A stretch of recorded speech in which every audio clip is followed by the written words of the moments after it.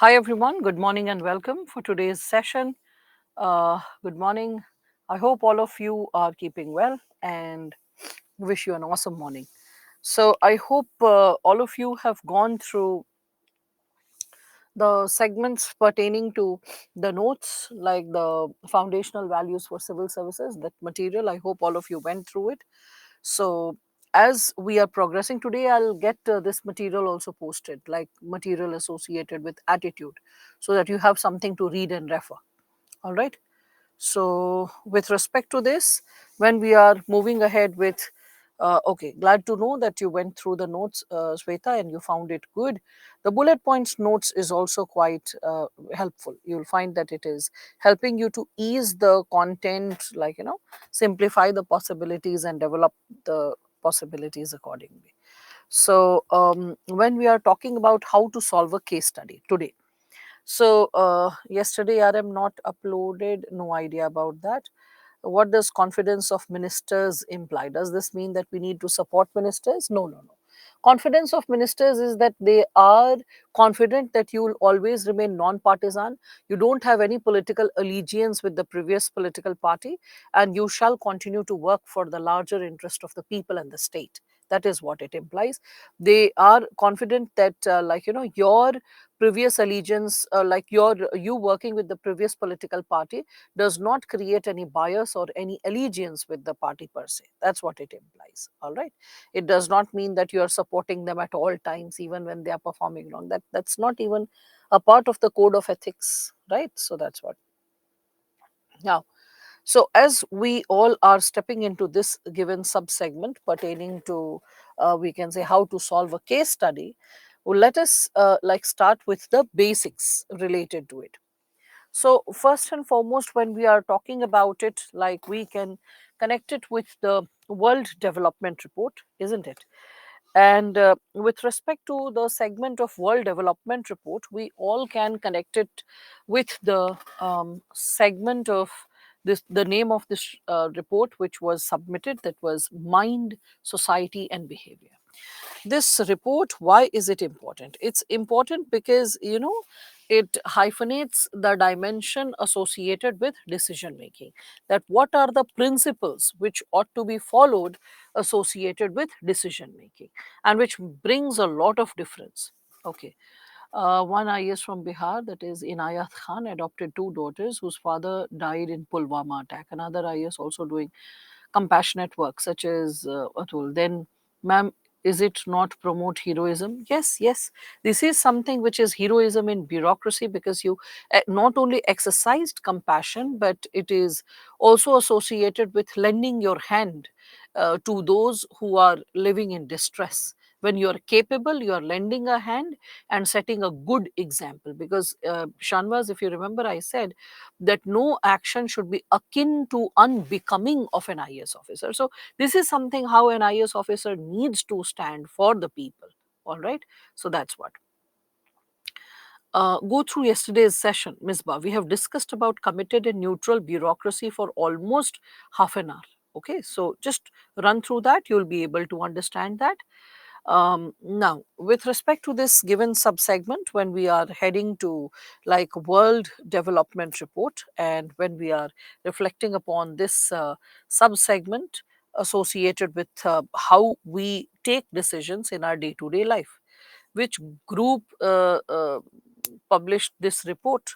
Well, that I'm not aware of, but this was published and I had picked it up, whereby it was associated with the component of principles to be followed in decision making. And here, as we are discussing about case studies, we need to understand that while indulging in case studies, what are the basic values, principles, insights that we need to take care of before arriving at a decision, because the focus of this subtopic case study is associated with how we arrive at a decision, how we overcome our confusions or ethical dilemmas. So here we all can see the first subsegment is thinking effortlessly. Like, if you have to struggle that, oh my god, should I do X or should I do Y, that means the thinking is not effortless. When you are so motivated by values, the process of thinking becomes effortless for you. You, like, without any effort per se are able to connect with what ought to be done and what is expected out of a situation. All right. So that's something which we all can connect with when we are speaking of the possibility of being a great leader, when you don't have to struggle, when you don't have to hustle. Yesterday only, when I was talking about this given component, I said that we can see that ethical dilemmas, they emerge in our decision making only when the internal locus of control is disturbed, only when we are not strong from within, that we are unable to decide what to do. Because if our value system is intact, if ethically we are sound, we have been nurtured profoundly, if our moral sense of right and wrong is clear, then it is very easy relatively to identify what ought to be done in a given situation, which is ideally in the larger interest of everyone. Okay, we can see that the larger interest of the society, the ecosystem, like our lives, is incorporated in that decision. So that's how it becomes effortless. Effort is there when you're stuck up with choices, and you get stuck up with choices only when you are sometimes morally weak, that on one hand you want to fulfill some narrow interest or some, like we can say, immediate gratification out of the situation. So that's what we can consider. Ma'am, is it unethical to pray to God for more wealth? No, it's like hope for life. And why can't a person aspire and hope for better? You can always hope for better. But it's just that in the process of acquiring that wealth, neither the means should be unethical nor the utilization of the wealth should be unethical. But having access to wealth is not a problem. It is how you see, how you observe, how you experience by being close to that wealth or while acquiring that wealth. Okay? Even when the wealth is there, how attached or detached you are with it. So owning is not a problem. The, we can say, um, the possibility associated with the given dimension, how you are treating, how you are extending your insight associated with it, is the problem. Heroism is not good for public administration because it reflects, like Theophole of the loophole, I think you've written, the loophole of bureaucracy. Well, Shanwa's heroism, when presented with sensationalism, when the larger interest of the society is not there, rather it is the glorification of the individual, then in that situation heroism is problematic. But when you are setting an exemplary behavior that people are talking even after few months or years about it, that oh wow, here is the IS officer who has adopted two children who got orphaned and their life went haywire, their education, their life chances got affected, and here is the officer. You see, even an IS officer is not in an economically luxurious situation. The person is just comfortable. So taking more responsibility on your pocket, adding more responsibility to your private life, actually needs a level of courage. And that is coming out of your larger social commitments where you want to stand for the people. Okay, so it is not motivated by self glorification, it is more associated with service and sacrifice. Are you getting it, Shanvas? So such examples are great examples for the society, rather than creating a loophole for bureaucracy or creating a problem for administration. Okay, so it will trigger a positive competition. No, it's not necessary that competition among colleagues to adopt more children, but yes, that will trigger a sense of motivation for everyone around to rehabilitate better, to support the vulnerable sections better, to to even for juniors to take up steps in future associated with, we can say, the vulnerable sections in a will solving past years of ethics paper? Yes, it will help in answer writing. Alok, start with easier questions, never start with the tougher questions. Start with simple, straightforward questions. Truth is, in foundational values, majority of the questions are very simplistic and direct in nature. Okay, so and make, like you will see in the notes, the ethics notes that I have provided to all of you, you will see that a lot of keywords have been given. Try to practice those keywords. That's something which will help you ease the process of answer writing. What exactly happens, what I have observed with students is that they don't do like a lot of practice of answer writing, and then they get stuck up and they're like, oh my god, I'm unable to, like, process the information per se. For example, if you go through the notes, you'll find I have given you keywords associated with what is morality. Then again, I have given you keywords related to what is ethics, morality, and legality, the difference between the three. Then you will see that I have also compared the possibility of why be moral, why a person ought to be moral from the point of view from egoism, altruism, from the perspective of emotion, from the perspective of reason. So a lot of, reflective insights have been provided in a short note material. If we speak of it, I've given you some keywords pertaining to what is conscience, voice of conscience, which is yet to be taught in the second last chapter. You'll find some key insights related to ethics in public and private relationship, which has already been taught to you.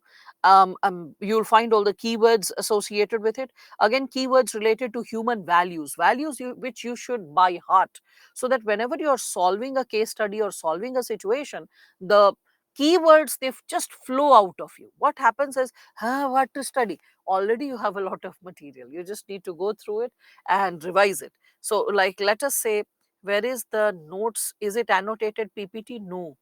It was uploaded, Anusha, on Friday. Okay. It was uploaded on Friday. There was some ethics notes which I got it created in bullet point form, and there is also some notes on foundational values for civil services. Today, notes related to attitude will also get uploaded so that you get some confidence. Again, with respect to it, I have provided role of family in inculcating human values. So what kind of role they provide with respect to society, with respect to family, with respect to teachers, how they are inculcating the values. Some key points have been given associated with it. Again, Western philosophers and thinkers, I have provided you some key reflections associated with what they have suggested. So you can reflect upon their, we can say, insights. Certain things which definitely will not get covered while discussing Western philosophers and thinkers, like feminist ideology. So or maybe, like, a few extra points pertaining to few thinkers, so you will realize I have given that in notes. Like other thinkers, we can say miscellaneous thinkers. So Schopenhauer is, he's like really important, but with the list of core thinkers, maybe I cannot take up. So a brief introduction, who he is. Similarly, what is feminist ethics, what is virtue ethics? Okay.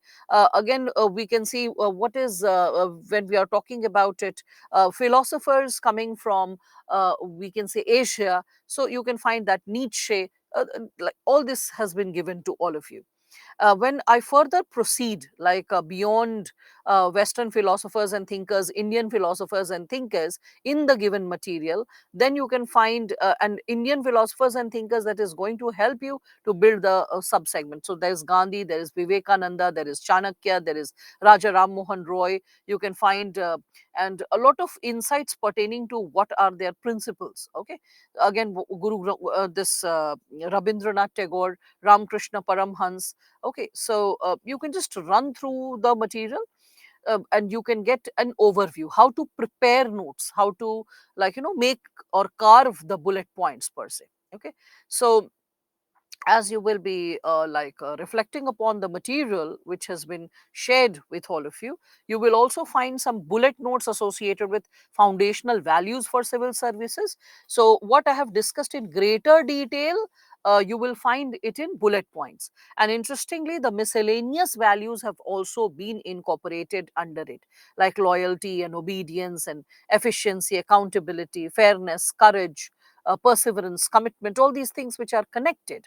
So there you can also go through conflict of interest. That is something which will help you to build that, how case studies can come, and how conflict of interest can emerge for we can consider for a civil servant. So in conflict of interest, I have given list of examples of potential conflicts that can happen at workplace. Then I have provided steps how to avoid those conflicts. Again, service orientation and procedural fairness, how to maintain it at all time.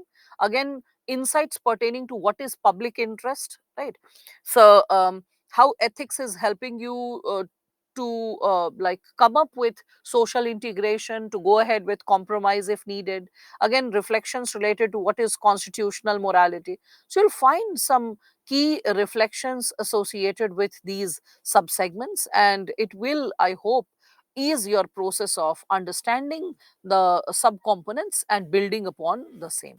So all you need to do is start reading it. You'll find that a lot of core, I would say, insights have been incorporated in the material pertaining to the key reflections. So you can just run through it and build upon your basics. All and especially those students who suffer from the possibility that I'm unable to develop notes, or I don't know how to make notes related to core topics, you can see. Yes, that should be enough, Misbah. The only thing you need to do is update it with some current affairs, any current possibility which is going on. And for that, I said that Indian Express, in its soft copy, the digital version of the newspaper, every week they come up with reflections associated with civil services. And in that, ethical reflections are also incorporated. So you can go through that. Okay.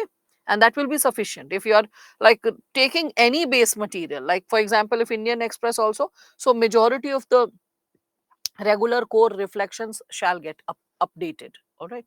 Sometimes police services is provided to IS family, or especially in marriages, etc. Is it not violation of conflict of interest? Well, I'll tell you, Shanvaz, that's not a problem in terms of conflict of interest, because it is in pressing situations or under certain protocols that we can say protection is provided. It has nothing to do with some personal service being aided by the state. Okay, it is protection extended due to some specific reason or some specific threat which is there. All right. So extra points given along with PPT. Yes, these are extra points given along with PPT. Now, so when we are seeing this given possibility to decision making, all of us can see that what are the basics that needs to be taken care of when we are discussing about decision making. So first and foremost, all of you can think that decision making process ought to be effortless. When you are really sound with your value system, that has to be effortless. Another thing is when you're always keeping the people in mind, the social component in mind, that how it is going to impact the larger demos, and how the social networks, the society is influencing you and your value systems, your norms, your ideas of right and wrong. Again, you can consider it associated with thinking with mental models. There are frameworks which helps us to think better or to arrive at solutions better. Like for example, when Buddha said that let us follow the middle path. So what is the middle path? Avoid both the extremes. So avoid extremes and balance yourself somewhere in between. Like yesterday we were discussing that politicized bureaucracy is the bureaucracy where people are neck deep in politics, influenced by the politics of the day, and on that basis they are taking their decisions. So that is politicized bureaucracy, one extreme end. Another extreme end was neutral bureaucracy, where you are indifferent to the politics of the day, even if advices are sought, even if you have to make an intervention with respect to policy designing or implementation, you are indifferent in the name of distancing yourself from the politics of the day. So that is another extreme.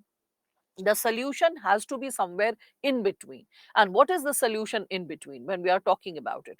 So the solution which is in between is associated with, we can connect the solution with respect to we can consider that is committed bureaucracy, where you're committed to the constitution, committed to rules and regulation, committed to serve the people, committed to follow the, we can say, the protocol, committed to follow the code of conduct, committed to follow the code of ethics. Okay, committed towards the hierarchy means the seniors, whatever they are saying, if it is in the larger interest of the society, it is ethical, it is under the, we can say, constitutional principles. If it is in the larger interest of the state, so you have to abide by the instructions, by the, we can say, the decisions of the seniors in that given scenario when we are speaking of it. So that is committed bureaucracy. And I hope some child, Misbah, you were asking that, ma'am, please explain it in bit,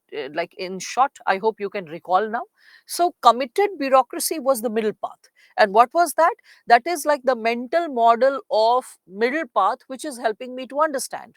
Or Aristotle's golden mean is also somewhat similar to gold, like this middle path, which also gives us this idea. Like, for example, his idea of golden mean is somewhat similar, because he says that there are two extremes to a human situation. We need to find the balanced possibility associated with it. Like, one extreme situation is foolhardiness. Okay, when you're like unnecessarily brave, which has no logic and which can cause harm to you or the society. Like, suppose a person says, oh, my grandpa, he went and fought with the lion.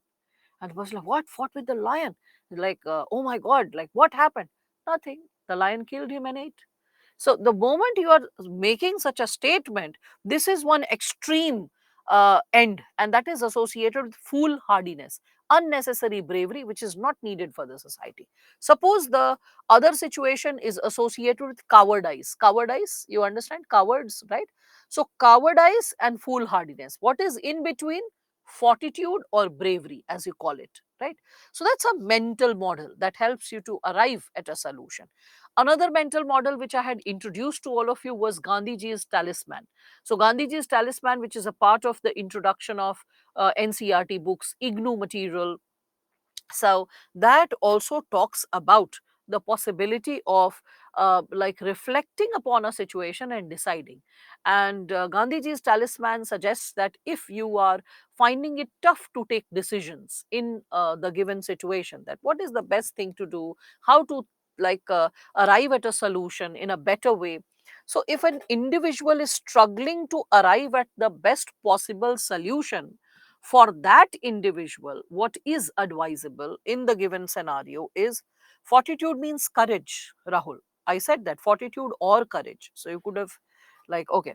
So when we are speaking of Gandhiji's a model of this model which helps us to solve ethical dilemma. So when we say that, what is the right thing to do if you are stuck up, you can just recall and remember Gandhiji's talisman. That remember the poorest person you have seen in your lifetime, and ask yourself that how your action is going to help that person directly or indirectly. If the person, the poorest person you have seen, and you feel that some way directly or indirectly your action is going to help nourish the person, help the person move out of poverty, then you should do that act. But if you feel that that action is not going to even distantly serve the purpose, then you can just avoid doing that specific act. So that's like another mental model which is helping you to solve.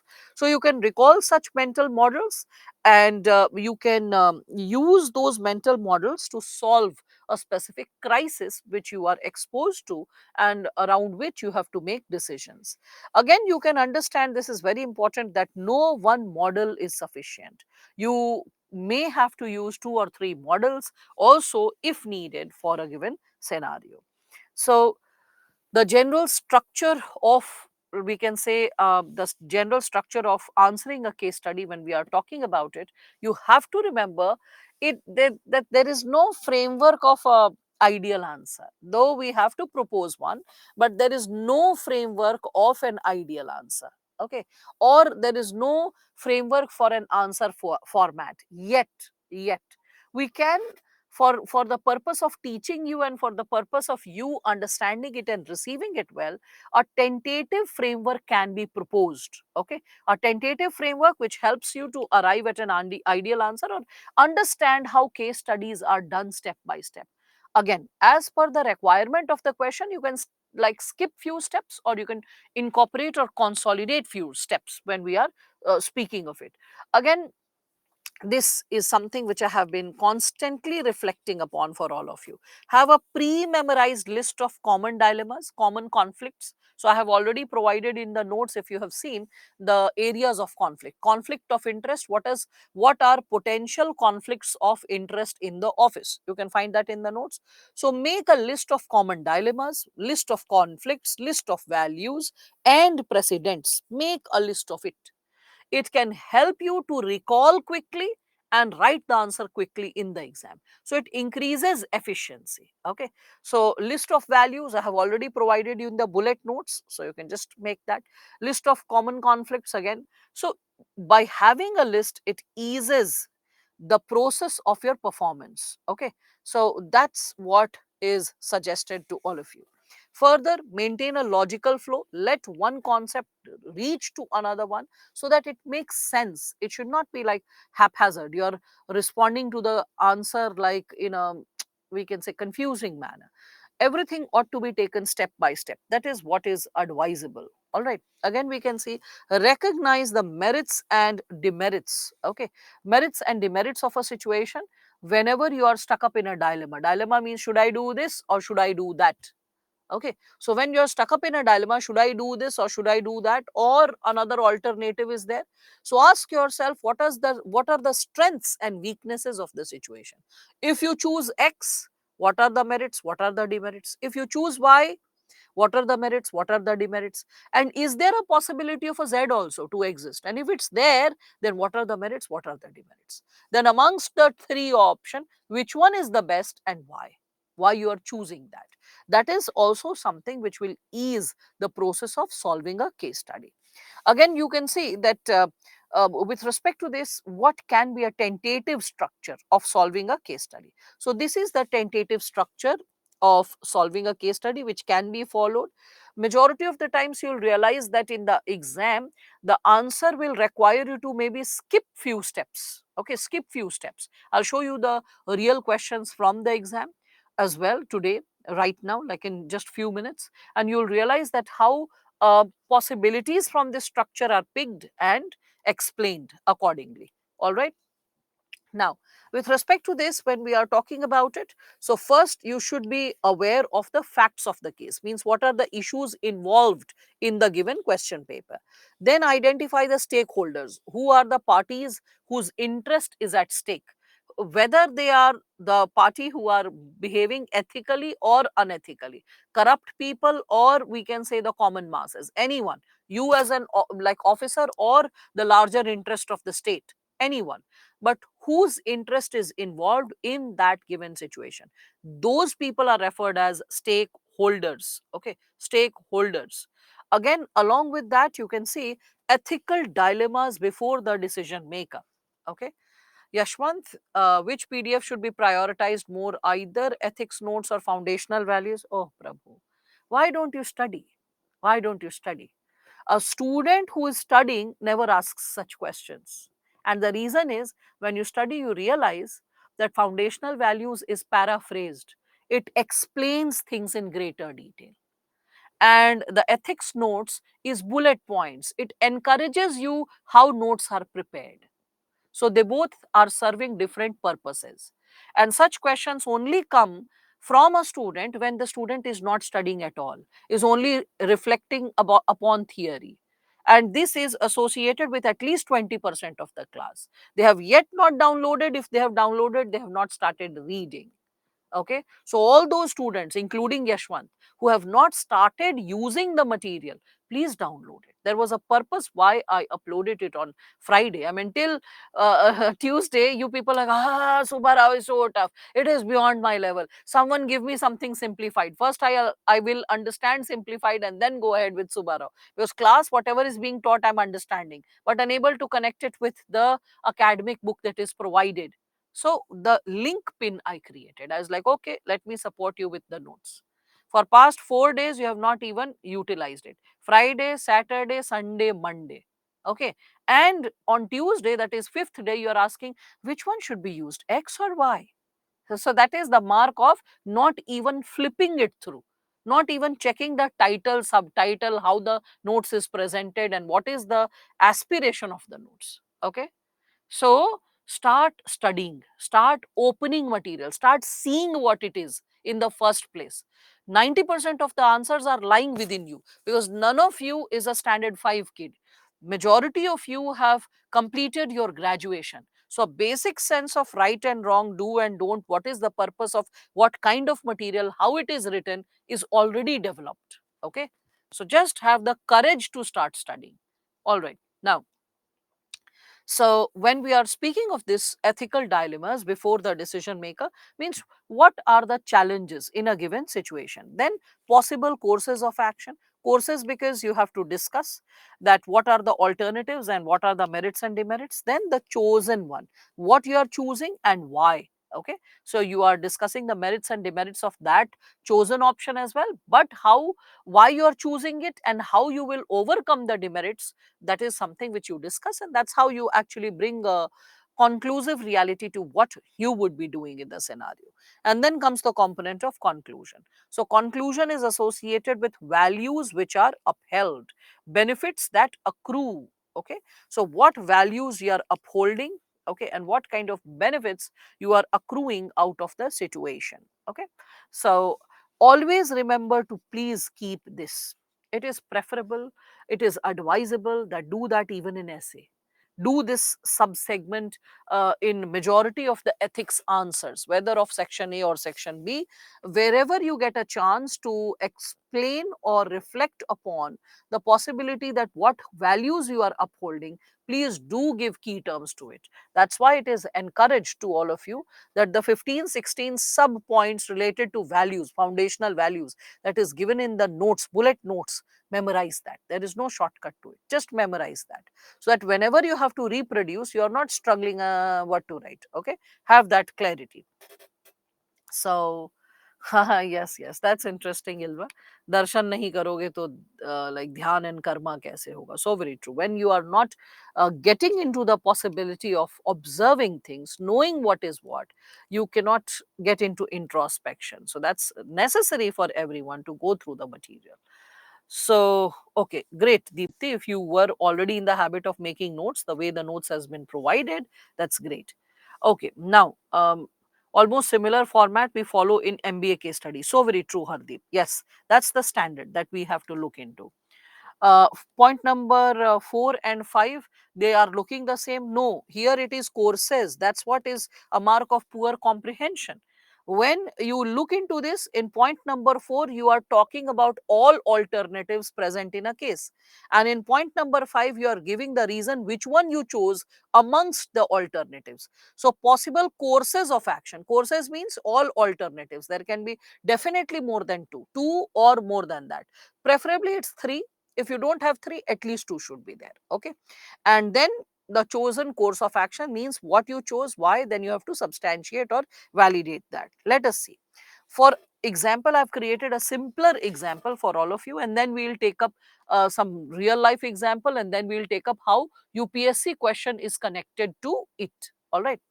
So, like, let us take an example associated with this situation. So, in which what is happening, like a newly recruited official, suppose it is you only. The question can be, you are a newly recruited officer in the Department of Food and Public Distribution. It can be written like that also. Okay. So, there is a newly recruited official when we are talking about it. Lipika, it's up to you.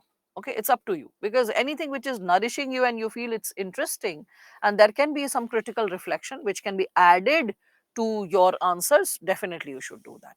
Now, so when we are talking about a newly recruited official, do I have to create notes separately, or PPT and ethics notes are sufficient? This should be sufficient. Just keep adding more to it. All right, Kirubagar. Now, so a newly recruited like official of Department of Food and Public Distribution notices that there is corruption at managerial level, not grassroots level. Mind it, the facts of the cases, it is at managerial level. Okay. Then he notices distribution of low quality food. That's the another fact that you can see. And as well as awarding distribution units in an unscrupulous manner. So distribution units are awarded not on fair means, not on the basis of merits of the case, facts of the case. It is unscrupulous. So unethical practices are being carried forward. He finds out even the top management is aware and a party to corruption. Okay. So seniors are also a party to corruption.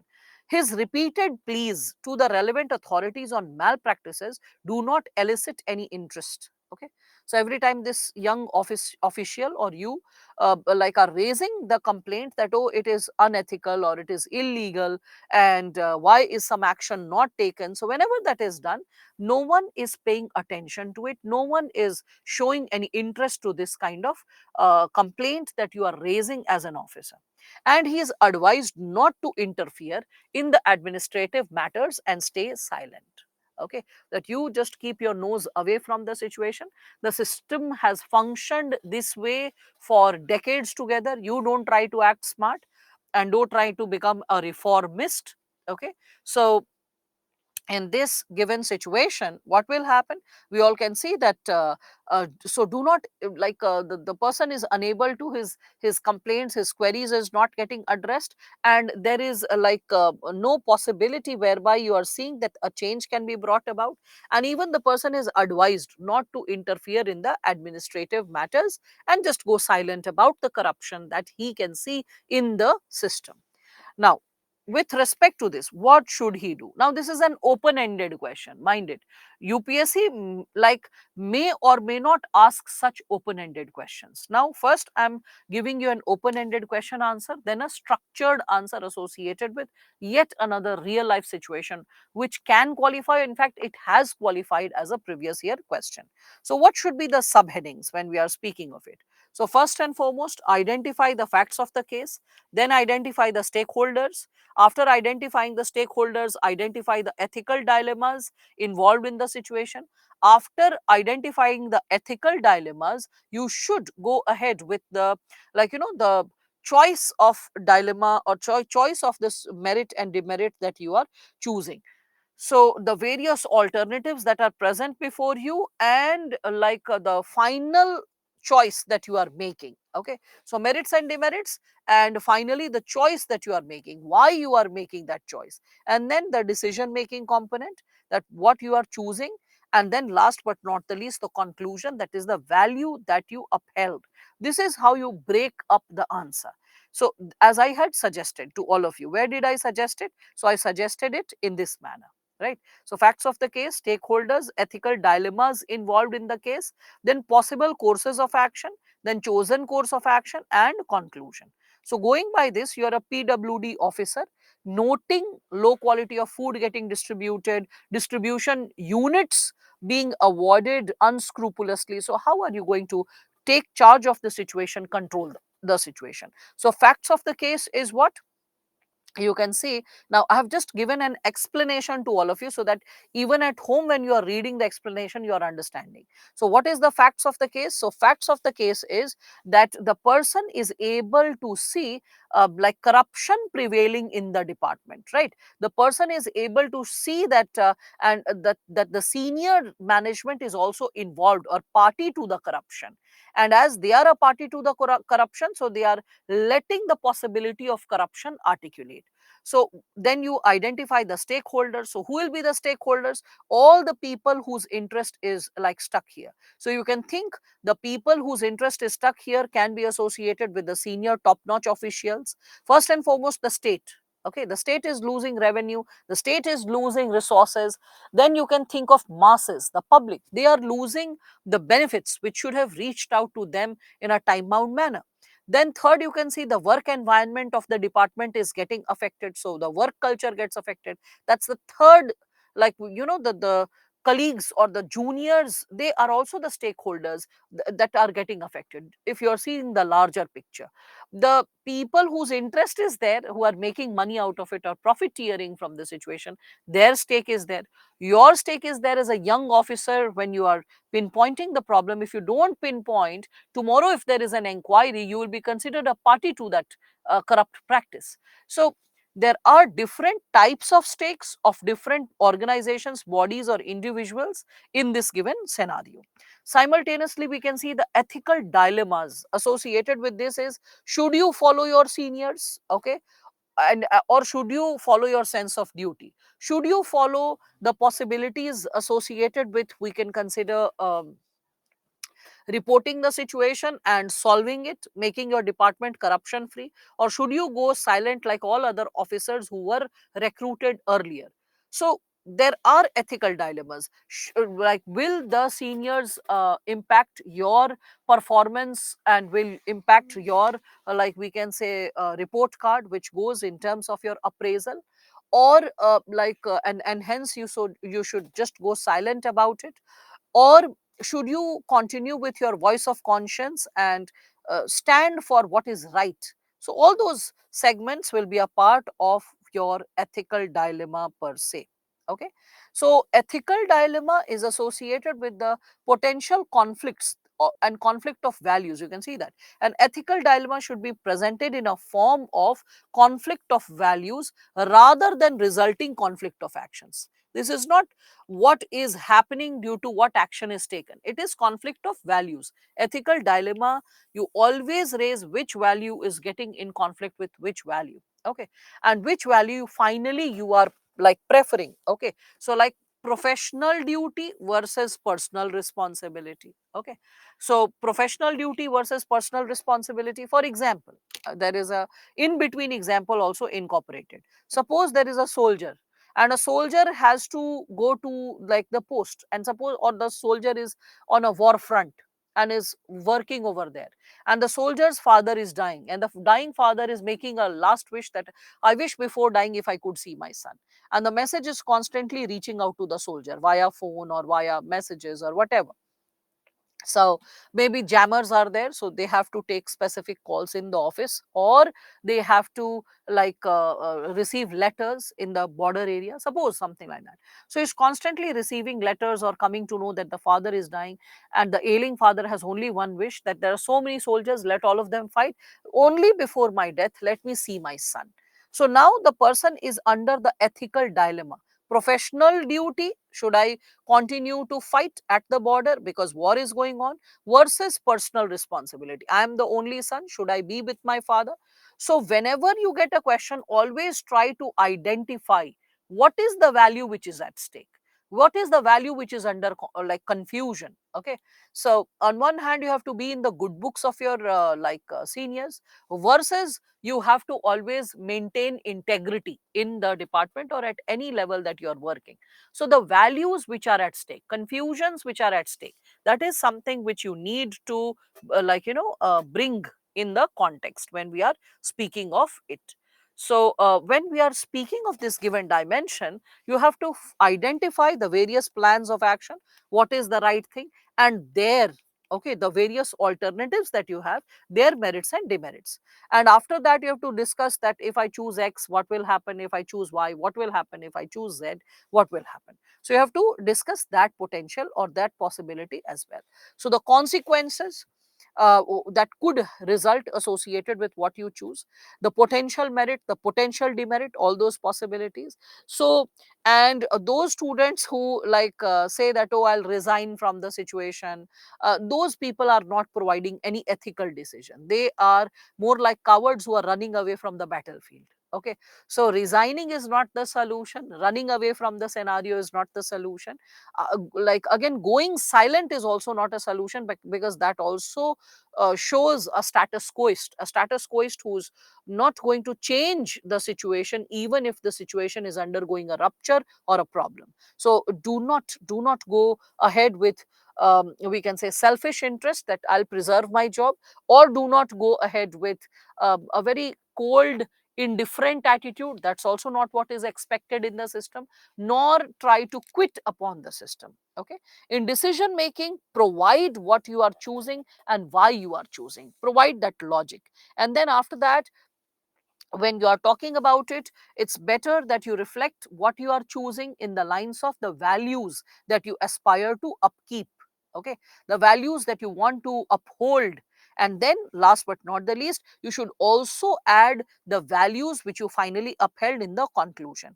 Like there can be constitutional values, there can be civil services values like empathy or dedication to public service, fraternity, leadership in difficult situations, sensitivity, interest towards cultures. Okay, anything as such, any value, the larger values which ought to be upheld by the civil servants, you need to incorporate that in the possible dimension. Okay. So what, make video and upload on social, we'll come to the solution. I've yet not offered the solution. We don't have to become revolutionaries. Okay, you just have to remember that you don't have to become revolutionary. Rebelling against the system is not trusting the system. So you have to first understand what procedural methods are available in the system to solve such dilemmas or situations. Okay, so first and foremost, when we are talking about the structure of the answer, first, facts of the case. Now I've provided a detailed structure to the answer. Okay, so facts of the case. So what are the facts? There are three subsegments: corruption in the PDS. Second fact is top management is compliance to it, and complaints are going unheard. Even the person has been forced to maintain silence about it. So that's the facts of the case. Then comes stakeholder. Who are the stakeholder? So myself, like that is you or the officer, and the senior management. Okay, here you can also, if you want, you can create the public who is suffering. You can also consider the state. Okay, because when there is corruption, the state is also suffering, the people are suffering in terms of access to the resources, and definitely your department. Okay, because departmental ethos is getting impacted. So department, because departmental ethos or work ethos gets affected, work ethics gets affected. Okay, now, so when we are speaking of it, see yahan par we have like discussed the department is also suffering. Anyway, ethical dilemmas. What are the ethical dilemmas that the officer may undergo? So ethical dilemmas is what I told you. Ethical dilemmas are associated with the potential values which are contradicting, values which are like in friction. So there are two possibilities which all of you can see. First is, should I uphold my professional value of integrity, uprightness, exercising accountability in the department while I am serving, present and serving, or succumbing to personal interest, save my job, save my career, save my good impression, right? Further, you can see the second segment is obeying directives of the senior, whether you should follow what the seniors are saying, okay, or should you go ahead with the possibility of your own personal values, that is, you are like glossing over corruption, or you are breaching the trust of the larger masses by letting such a possibility happen. Now you notice this word cognitive dissonance, which I have used multiple times earlier, and by now you should develop a sense of comfort or an ease. So for ethical dilemma, whenever you experience ethical dilemma, the result or the outcome is definitely associated with cognitive dissonance that we may experience in a given scenario. So the cognitive dissonance, when we are speaking of the given subsegment, we can connect it with the constant guilt the person can like suffer from if the person is party to the crime, right? So that's also something which all of us can reflect upon. Again, after the ethical dilemmas, what are the options available with the officer? So first is like become a party to the corruption. When you become party to the corruption, then what are the merits, what are the demerits? You can reflect upon it. Okay, so the merits is that there will be monetary benefits. Merits will be career progression. Now, is it necessary that you write it in sentences? No, it's, you can also mention it in bullets. That's perfectly fine. So suppose you've written merits, and then you can just, you have drawn arrows: monetary benefit, career progression, good rapport with seniors, and it works. It works because there is also a strain of word limit. Mind it. I have given detailed language because this is your first exposure to case study. First exposure to case study. So I've gone with great details of language so that you read and you are able to understand. But please understand that in the exam, writing with so many words is not possible. So you'll have to go with key bullet points and reflections per se. All right. Now, with respect to this, when we are talking about this demerits, so in demerits of the case, what you would be doing is illegal. It is blatantly wrong, right? What will you will be doing is a corrupt practice. So if you get caught, okay, that is going to invite departmental action against you. It can also lead to dishonorable termination. It is loss of accountability, right? And because you are a newly recruited officer, so there is a fair chance that everyone will, like, tear the bill in your name, that okay, this person was primarily behaving in this manner. Again, so when we are talking about merits and demerits of the first option, that is, first option was if you become the party to corruption. Second option is if you approach the departmental level anti-corruption body. Okay, so if you approach the departmental level anti-corruption body, what would happen? What are the merits? What are the demerits? So merits is that you are choosing the departmental channel, which ideally should always be chosen by students. Becoming whistleblowers, leaking a video, reaching out to media, like, reaching out to social media, all those possibilities always the last resort. They are not considered as the primary options and good options for a bureaucrat. That's only when you're helpless and no other option is open that you resort to media or leaking a video or doing all those stunts. Okay. So, first and foremost, you have to respect the system and go the honorable way by respecting how the system works or operates. Okay. So, the departmental channel is the first step that you should follow. Okay, and it is also something which ensures accountability of all employees.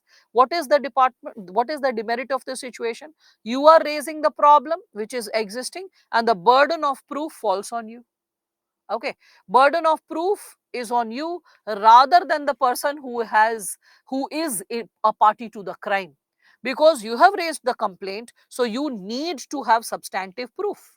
So you have to collect the proof before raising the complaint. Otherwise the complaint will fall flat on the face. So rather than the corrupt person collecting the proof why the person is fair, why the person is honest, it is the burden of proof is on you. So your homework increases, your efforts increase. This is what I am suggesting. Again, you can say, so this approach may backfire. And second thing is, there is no like surety that the department is also not compromised, because if senior officials are compromised, there's a possibility that you are raising the complaint to the senior most level at the department that there is some form of corruption, and there's a possibility they are also a party to the crime. Moreover, you can also see that once the complaint becomes official, the seniors will also not have a positive attitude towards you. They will not have a positive impression about you, and the performance evaluation can also be put under scanner. That can also be there when we are speaking of it. So third option, what you could do is leak the corruption to media. So in this, what is there? So there is anonymity. Anonymity, so no one knows who actually leaked it. Okay, the chances of personal backlash will be low in this given situation. And it is also easy to create public pressure that, oh, this corruption is happening in this department, so let us go for an impartial inquiry. So this is something associated with the merits. Now, what is the demerit? You have breached the organizational rule. You have surpassed the process of going through departmental level of inquiry. You have surpassed it all and you have tried to, this is called heroism, this is called like acting extra smart. So you have to just resort to this as a last option, I've already said. Okay, so and there is also a possibility, media chooses what it wants to play. Suppose you leaked it and they did not take it too seriously. Okay, and because they're like, media people's credibility is also uncertain. So what if they take some money from the top notch officials, show, see, this is the video associated with you behaving unethically. So if you really want to save your back, please give me XYZ amount. So the media, suppose, extorts that money, takes that money, and does not run the video. So you are lost. Okay, and then the question will be like, who leaked the video? So that's also there. Now, what is the preferred course of action? That's what I said, that after discussing the possible options, tentative options, then come up with preferred course of action. So what is the preferred course of action? So the preferred course, when we are talking about it, so you have to uphold trust at all times related to the public office, and abetting the practices that undermine the trust is dereliction of duty when we speak of it. So abetting practices that undermine trust, okay, is a dereliction of duty. So you're not following the duty. So the course of action that should be chosen in the given situation, which boosts confidence, which reaffirms the confidence, is associated with like approaching the vigilant department. If at departmental level no action is taken, okay, then you are reaching out to the vigilant department. So that is also following the due process of law, not breaching the code of conduct. Okay, so you are going to the vigilant department with whatever proofs you have and a written complaint. Along with that, you will also appeal for an inquiry, so that an independent inquiry is done. So there is an inquiry committee that is set up, which is looking into the allegations, which is looking into the investigation. So allegations, investigation, all that is done with impartiality, and like it is also done in a time bound manner, so things will be taken care of. Again, there can be a possibility that inquiry committees, that the creation of inquiry committee is delayed. Okay, in that situation, there is a possibility that those individuals against whom complaints are made, they are trying to save themselves. But if you have the substantive proof, remember, if the proof is substantive enough, no one can deny it. Even if those people in vigilance team want to be a party to the crime with the top officials, but they cannot ignore the substantive proof that you hold. Okay, so in that situation, they also will feel that their reputation is at stake, their integrity is at stake, their image is at stake. So in that situation, even though few of the members are empathizing, they will distance themselves from the top notch management. You have to understand that, right? So you will pursue the matter continuously. Suppose if you are seeing that the allegations are not taken seriously, or no profound possibility is being done, so you take the matter continuously with the department unto satisfaction. Because when you are taking it, pursuing it continuously, then it is taken up sincerely, and it is reflected what is the core concern in the situation. So state and center vigilance commission, you can keep complaining to them. You can also apply pressure through RTI, because the facts will be like out in public. The facts will be again helping you to also add to the insights that you present pertaining to the case. So you can encourage impartial inquiry, and not necessarily declaring that the alleged persons are guilty. So as far as the career progression is concerned, you need to understand that it is based on objective parameters. So you don't need to be scared that, oh my god, if I am complaining, my career progression will get affected. I mean, Ashok Khemka sir also got promoted, D Rupa is getting promoted, okay, Pradeep Kasni is getting promoted. No one is stopping their promotion, because promotion is based on objective parameters: how many years of service, nature of service, all that. So it's not going to get affected. You have to behave in a fearless manner. Then in this given situation, so finally you have arrived at the possibility that you will reach out, you will work out the solution through the official manner, reaching out through like vigilance department. What are the strengths of the situation, weakness of the situation? You discuss that, and after that you are saying that you will try to contribute, you will try your best to contribute by having strong work ethics, as well as you are also working towards a positive working environment in the given situation. And by upholding, now conclusion, I told you, please hyphenate the values that you uphold. So by working upon this solution, by taking such an action, what are the values that you uphold? So you will realize that by working upon such a solution, you are able to hyphenate specific personal values. Okay, and what are those personal values? So you can see perseverance, because you are continually pursuing the case. You want corruption to be weeded out. So that is perseverance in the face of adversity. So you are a person of courage, selflessness, integrity, and these are the hallmarks of what? The qualities that ought to be there in a leader who's serving the society. All right. So I hope all of you are able to see how a case study is solved, a basic framework associated with it. So, what are the first and foremost, what are the facts of the case? Who are the stakeholders? What are the ethical dilemmas involved? Then, what are the possible chosen courses of action? What are the alternatives or courses of action that can be taken up? Then finally, what is the chosen course of action? And then the conclusion, the values that you uphold. All right. I hope all of you are able to see how case studies are solved. At least you are getting a basic structure and a preliminary glimpse of how to build upon the content. Okay. SME, please support me with the queries if students are writing some basic queries or sharing their opinions, because here I need to first build the basics that they are dealing with. Again, now similar to that, but this time with more precision, because that what will you do? Remember the question that I just raised before all of you. In this specific question, which I raised before all of you, so just a second.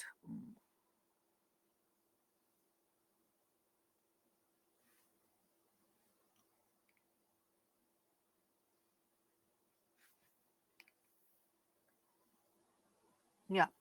So in this specific question, what I did was this: what should he do? That's it. I kept the question simple and open.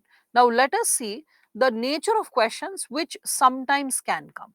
So this is the question, a shorter question. It is like, you are a manager, because ethical dilemmas in public and private office both can be asked. Okay. So you have to be open to respond to both. You have also the component of corporate ethics, you have the dimension of ethics in like we can say private professional possibility. So you have to be open to solve or reflect from that perspective as well. Now when we are discussing about this, oh, this chair is so uncomfortable, just a second. So when we are discussing about this given possibility, we can reflect upon this segment, that you are a manager in one of the top IT firms of the country, and you have to hire new recruits. Okay. So facts of the case is what?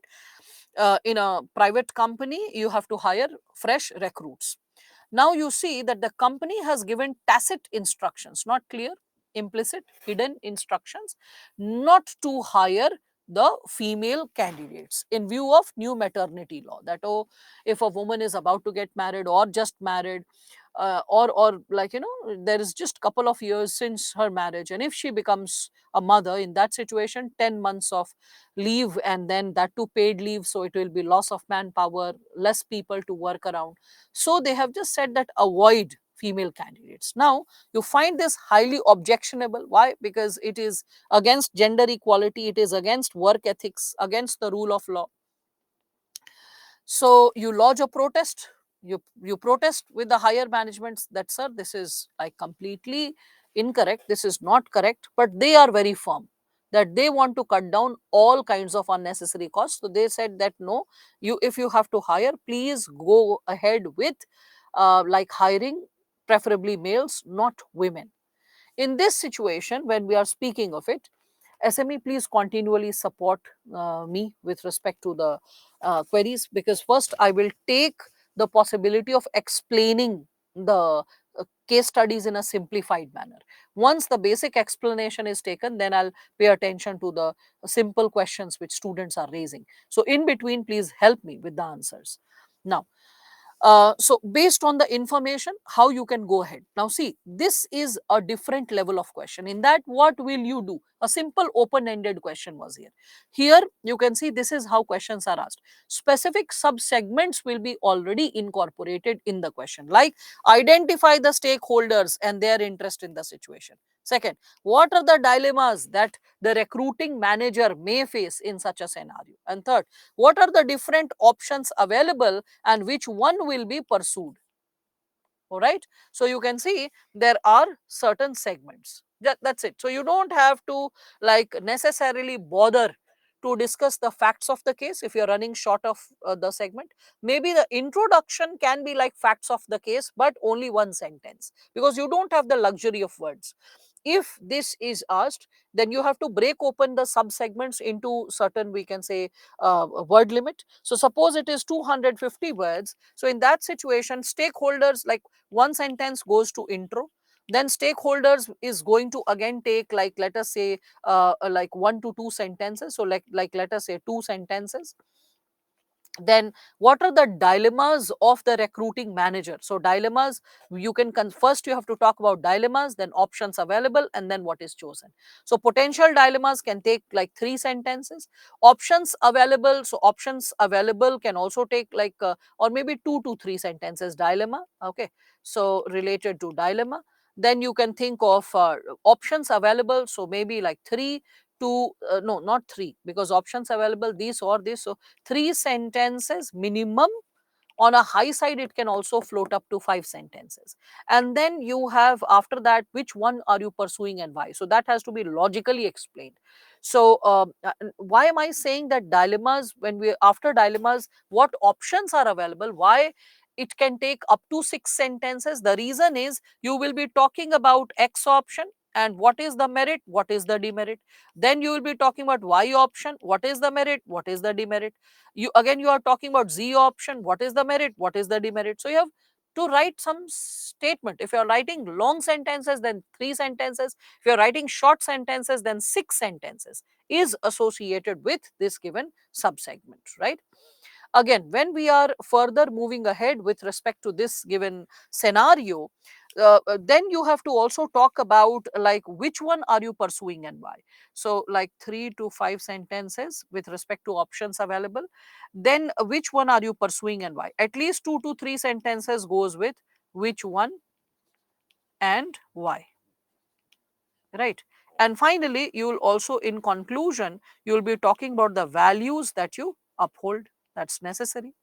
So going by this breakup, all of you can sense that like this thing takes 3, this thing takes 1 sentence, or 4 sentences. Here also we have like something around 2 to 3 sentences, here 3 to 6. So if we look into this given scenario, there are around 10 to 15 sentences involved in this given situation.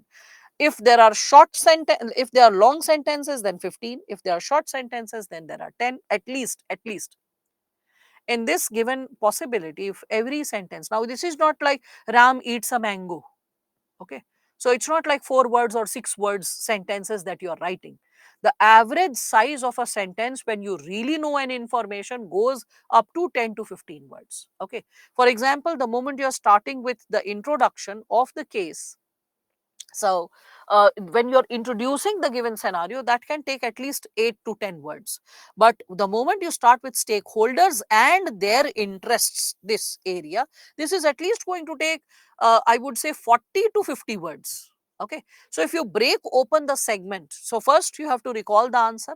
After recalling the answer, you have to create a structure of which point is going to take how many sentences and how many words. So after recalling the answer, you have to break open the tentative structure of the answer, that what ought to qualify as the content of the given situation.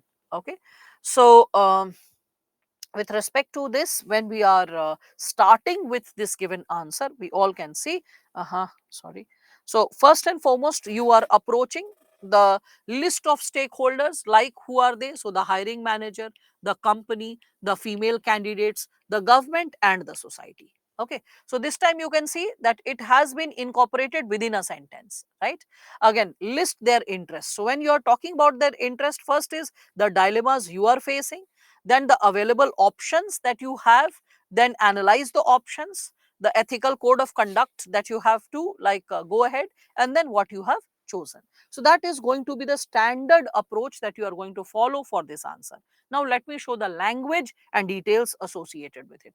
So first and foremost, you are starting with the stakeholder. Now you see, again I have gone in detailed explanation. In the exam you may not have the luxury of words to go in so much of detail.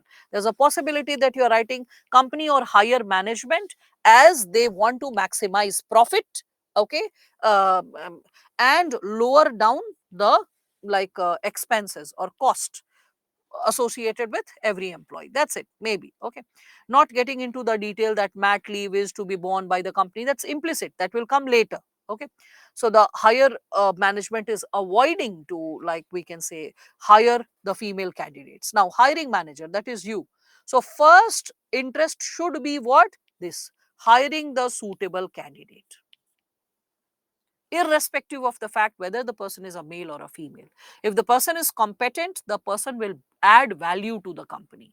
Just by the gender reality, the person may not add to the company. A woman can also be corrupt, a man can also be corrupt. A woman can be inefficient, a man can be inefficient. So let us go by the suitability as per the, we can say, performance, as per the qualifications and merit that the person holds, rather than we can reflect upon the job that the person is associated with. So avoiding confrontation with management while standing to unjust policies. Okay. So you are also avoiding confrontation. No, use of getting into a friction with the senior management. You can always arrive at a solution, and you're also standing up to unjust policies. That's also required. Again, with respect to female candidates, so when we are talking about it, this is 1, this is 2, you can also connect, this is 3, the women candidates. So their interest to seek a fair chance to get a job, that is something which is at stake. And in the long run, it is associated with the equity and the safe working environment of the work office. Because if inequality is exercised at one level, you cannot avoid that inequality at other levels may not exist. So that's also something which all of us can connect with. Again, third component is associated with the government and the society. Okay, sorry, fourth component is the government and the society. Why? Because the kind of examples that are set for the society, the way the government's laws, rather than strengthening the condition of women, if it creates a rigor, a challenge in terms of their hiring, that's also a potential loss. Okay. So it is important for us to understand that the legislation which is created, it is associated with job security of the women, regular income of the women, rather than potentially threatening their condition. All right. And also societal change is also created whereby gender vibrant work culture is also created. Right. Now comes the dilemma of the situation. After the stakeholders, the second part of the answer is dilemma, the challenge. So what are the dilemma in this situation? So first is whether to listen to the higher management, okay, and avoid the female candidates, or you should be fair in appointing the suitable candidates irrespective of whatever is their gender identity. In this given situation, there is one more dilemma that you can experience, that whether you have to forego a better candidate for the, just because of the issue of gender. Okay. So that is something which can lead to loss of productivity for the company. It can also lead to long term cost for the company on the basis of value, on the basis of the environment that gets created. So then there can be gender biasness, there can be patriarchal attitude which is put to exercise when we are talking about it. So it is very important to promote gender diversity at workplace. It is very, very important to promote this component of gender diversity at workplace. Okay. And that's something which all of us can connect with the current instructions which are going which are taken up by the company, and that can go against this principle. All right, so that's also something which we can connect. Again, there are different options also that can be available when we are speaking of it. And what are the different options? So, the third one, the third segment, that what are the options available? The answer first is rejecting the female candidate.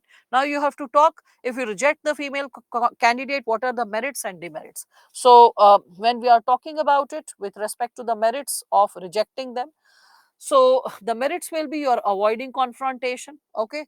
And what are the demerits? So demerits, you can see it is consolidated in one go, because when you have dearth of words, you cannot go too expansive.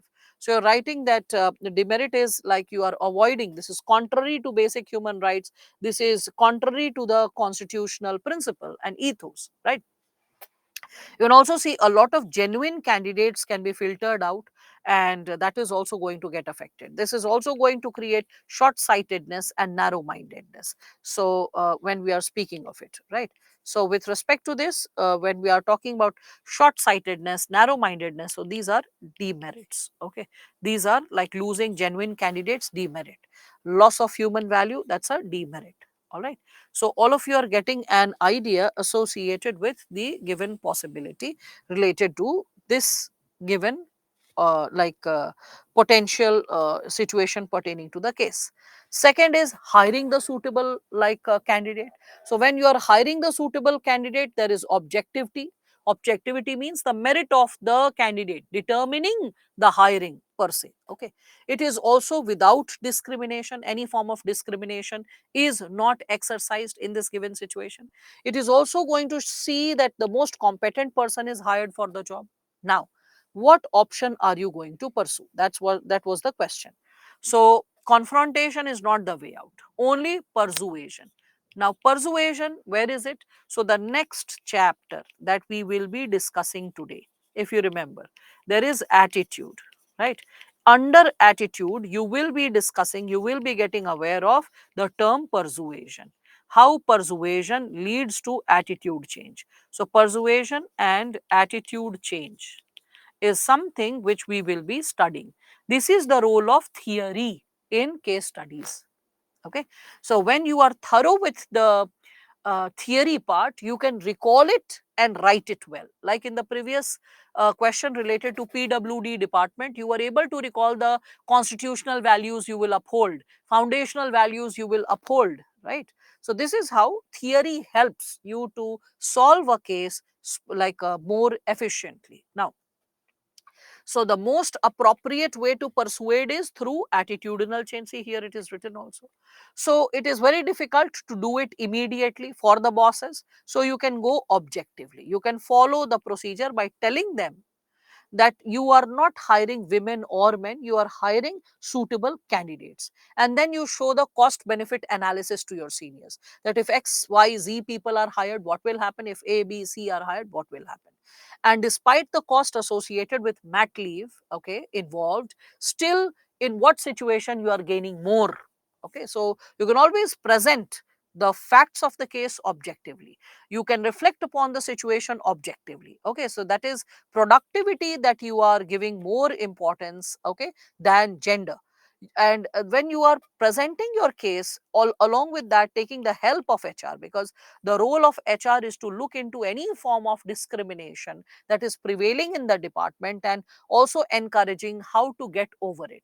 Suppose your seniors have said that please do away with hiring women, then and suppose you are seeing that despite presenting the objective scenario, the objective facts of the case, no one is listening to it. I mean, no one means your seniors are listening to the facts. They are realizing that yes, there is a possibility that the women candidates who have come for the interview, they are more meritorious, they'll perform better, they will, the problem of mat leave may not come, or even if it comes, it is not going to be a problem because they'll be able to contribute so meaningfully already that it is not going to be a burdensome proposition for the company. So in that situation, and still the senior management is not listening, how you can take the issue to the governing board of the company, managing, like we can consider the board of directors, because for crucial issues, that's where the case goes up. So rather than your top officials or seniors, you can take it up with them. And regarding the object, like recruitment, you are looking into the assessing the candidates objectively, that what is the strength that they have, on the basis of which you are able to determine that who will be taken up. All right. Again, you will report these instructions to HR. You will talk about the HR regarding gender discrimination, which is not only illegal, okay, it is also against the organizational culture. Okay, so it is vitiating the organizational culture. It can also impact the social image of the like company. So these are the impacts associated with exercising gender bias. Again, another initiative that you can take is gender sensitivity for the organization, for the working women in the organization, to create a healthy and secure working environment. So which value did you hold? So this is the value that you held. As I told you in the conclusion, you should always discuss the value that you hold. That is, you upheld the dictum of be the change you want to see. Okay, so be the change you want to see. This is the dictum that you like upheld in this given scenario, right? Now, so you are understanding that when a question is asked, it's not like the previous one which I said, what will you do? That's very simplistic. If such an open ended question is like there, what will you do? The 6 steps have to be followed. Like, first and foremost, facts of the case, stakeholders, then like the ethical dilemmas involved, then what are the options available, after options available, which one are you choosing, then finally in conclusion, what values are upheld by the options that you chose. That's how you can talk about it. Be the change you want to see. You remember Gandhiji is also associated with this value. Now, with respect to this, now I'm giving you a question which is very close to what UPSC asks. Okay, so a notch above what has been discussed again previously. So, 2 segments I have given you an insight associated with it. Okay, this segment, you are a young civil servant. Now, I'm going to draw a diagram and you can visualize that. Okay, so you are a civil servant, young civil servant posted in a tribal dominated district. Okay, and it is notorious for illegal mining. Okay, it is notorious for illegal mining, and there is this illegal mining is done by the mafia. Now this fellow, he is exercising his power over the poor tribals of the region, and he is also bribing the local tribal musclemen. So the civil servant versus the mining mafia, right? Mining mafia, this is what we can notice in this given situation, right? So he is funding the tribal musclemen who also have political aspirations. These tribal musclemen, they want to become MLA or MLC or something like that in the future. So the consequent easy money and luxury, okay, has ensured these muscle men to work in the interest of mining mafia. They are seeing that money is coming, they are supporting the political career or aspirations can be fulfilled. So they are having a sense of comfort towards this mafia. So they use these tribal muscle men as a front to plant constructed news in the media to create confusion or to gain sympathy of the civil society activists and the public at large. It is a strategy to thwart any concrete action of the government for eliminating the menace of illegal activities in the area. So what we see is that the mining mafia is putting in the front who? So they are putting the tribal muscle men. Okay, so tribal muscle men. Okay, they are put to the front, and they are put to the front. Some constructed news, fake news is created to gain like a sympathy of the civil society.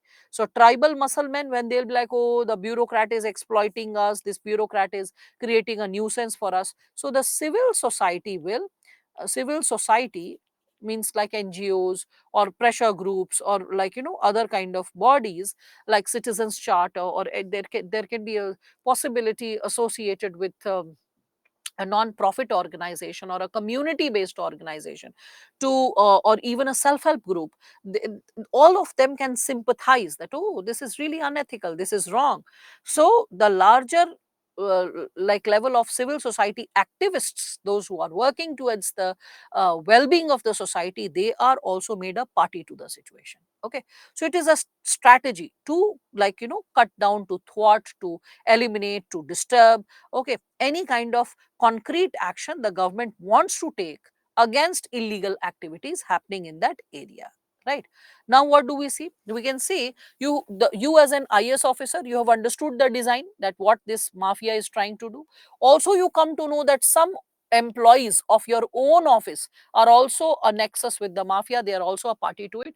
They call up, and whatever you do, they snitch, they complain, they inform. So the mafia is better prepared about your strategy, what you would be doing next. Okay, so when you initiate a stringent action against the mafia, they turned hostile. Naini sir, we have not done, we have not done. Okay, so that is something which you all can see in this given situation.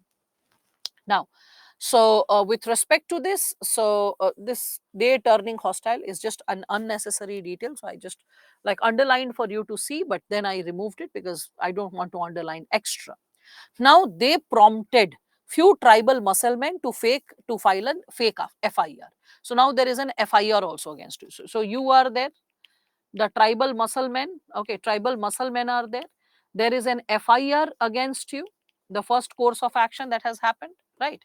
After that, you can see that an FIR is under like prevention of atrocities, when we are talking about it, prevention of atrocities against SC/ST Act. So SC and ST Act, which is having very strict provisions, by the way. Anyway, so they also convinced the like poor tribals to that the state is again, now see the word again in the question, the state is again launching atrocities against them. So the tribals, they get scared, they are like, oh my god, what's going to happen? So these tribal musclemen and the mafia, they encourage them, they tutor them to write a complaint to national and state level commission for scheduled tribe. Okay, so now another problem with you is associated with the poor tribals who are innocent victims of brainwashing. And these poor tribals, now they have come up with a complaint. So this is another problem, complaint against you. And this complaint is in national and state level, we can say this ST commission. All right. So this is another issue. This copy is leaked to media. So now the complaint, so this is another problem for you, media. And media is getting activated because of the leaked copy of the complaint. So leaked copy to media, because of which media is also becoming like we can consider in this situation that there is a relationship of animosity which will get built. Now assembly elections are approaching, so the opposition parties will also get heated up.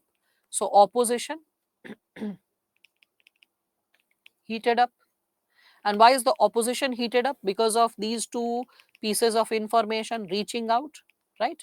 So the opposition also gets heated up. Now, unfortunately, all this can have grave consequences for your career. This can hinder or this can blast off a person's career, as all of you can see, right? So this is career threatening for you. You can see that, right?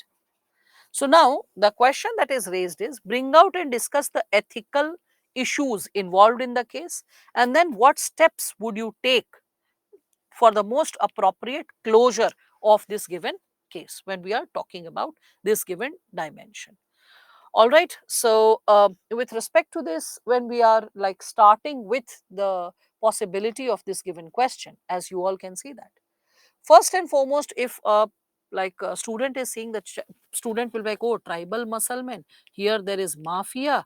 So a child is seeing like this, like generally the tendency how you see it, mafia, tribal musclemen, poor tribals, media, opposition.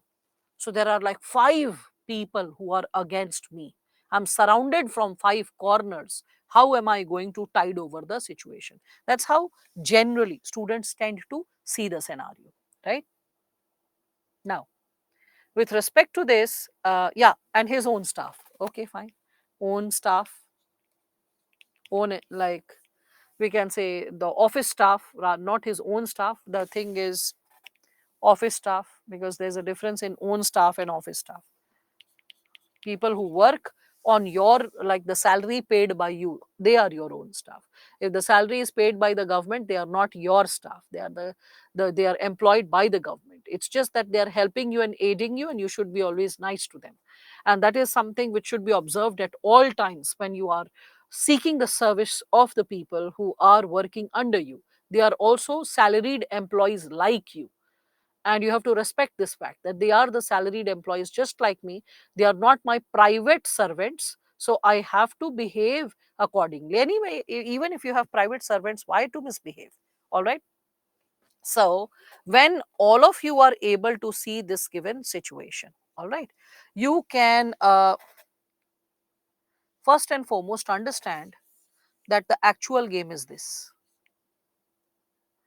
mining mafia is planting the tribal muscle men. This mining mafia is the one who is planting the complaint of the poor tribals, right? This mining mafia is the one who's getting the complaint leaked and leaked to the media. This mining mafia is the one who is associated with, like, triggering the opposition. So the opposition getting triggered.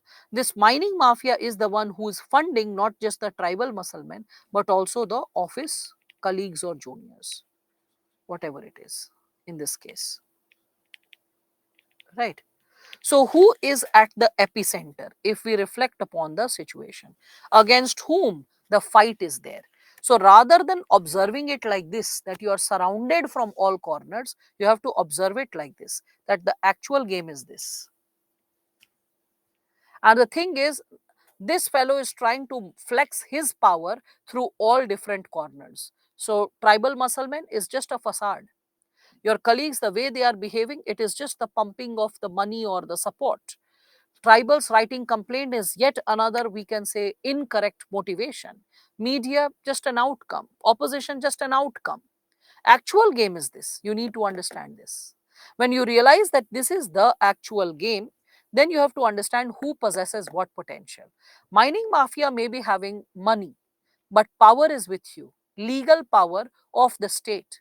Upholding the larger interest of the state is with you, right? So when we are talking about this given possibility, how will you approach this case? Okay, so how will you approach this case? So first and foremost, the basic ethical issue involved in this given case is perseverance. How consistent you will be in the face of adversity to pursue the case and find a solution. Okay, remember we were discussing about perseverance. Dedication leads to perseverance, and dedication is something when you are ready to go an extra mile. That's why I said that theory helps you to solve the case studies or to solve the any kind of application based question. So when you know the theory, that who is the, like, culprit and what is the scenario, then you start recalling what all you have studied from the chapter. So then you start recalling, and then you can see that first and foremost you can recall that, okay, the issue that is involved here is perseverance. Because if you are having dedication, then only you will keep working towards finding the solution. If you don't have dedication in the service, you will either become corrupted by the mafia, or you will succumb to the situation. You will feel like quitting upon the job, you will feel like killing yourself, you will feel like running away from the given scenario per se. I'm so sorry, how come this is ringing? Okay. Okay, so you will feel like running away from the given scenario when we are speaking of the given subsegment. So when we are talking about the segment of perseverance, we all need to understand that how your own level of personal integrity, commitment, and professional progress is going to bring about the change. So, personal integrity, commitment, and the professional progress which is at stake are somewhere connected with each other when we are speaking about this given scenario. Okay, so we all can connect it with how you are going to fight the adversity. So the answer, it should reflect what? It should reflect awareness, right? Along with awareness of a civil servant, it should also be associated with understanding the intensity of problem and from where it is coming. Okay, so we can see that this person, the mining mafia, is trying to create emotional pressure, career pressure, and a sense of isolation. Political leadership, again, when we are talking about, because you need power, you need greater power to fight back. So you need to speak to the seniors, politicians, as well as the departmental seniors, as you are going to proceed with your action, because it's their support which is also going to give you more power. Okay, so that's something which needs to be taken care of. Anyway, so in this situation, when you have qualities like civil servants, qualities like empathy, then you understand why the question incorporated this one. They also convinced the unsuspecting poor tribals that the state was again launching an atrocity against them. That means in the past, the relationship between the poor tribals and the state has not been conducive. There has been a gap of communication, an administrative gap of communication has prevailed, and the mining mafia is taking advantage of that given situation. You all can see this, right? So, when you are moving ahead with this given situation, the question should, like the answer, the way you write, it should be associated with facts of the case, ethical issues involved, the course of action with reasoning that what you are going to take and why.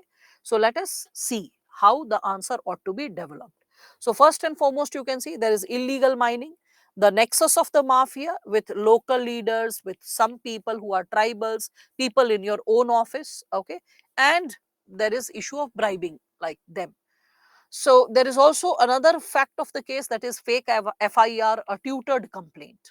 Okay, so that's yet another fact of the case. So this is allegiance, or we can say allegiance to the mafia, who all hold allegiance to the mafia, or who all are party to the crime, knowingly or unknowingly, whatever, party to the crime.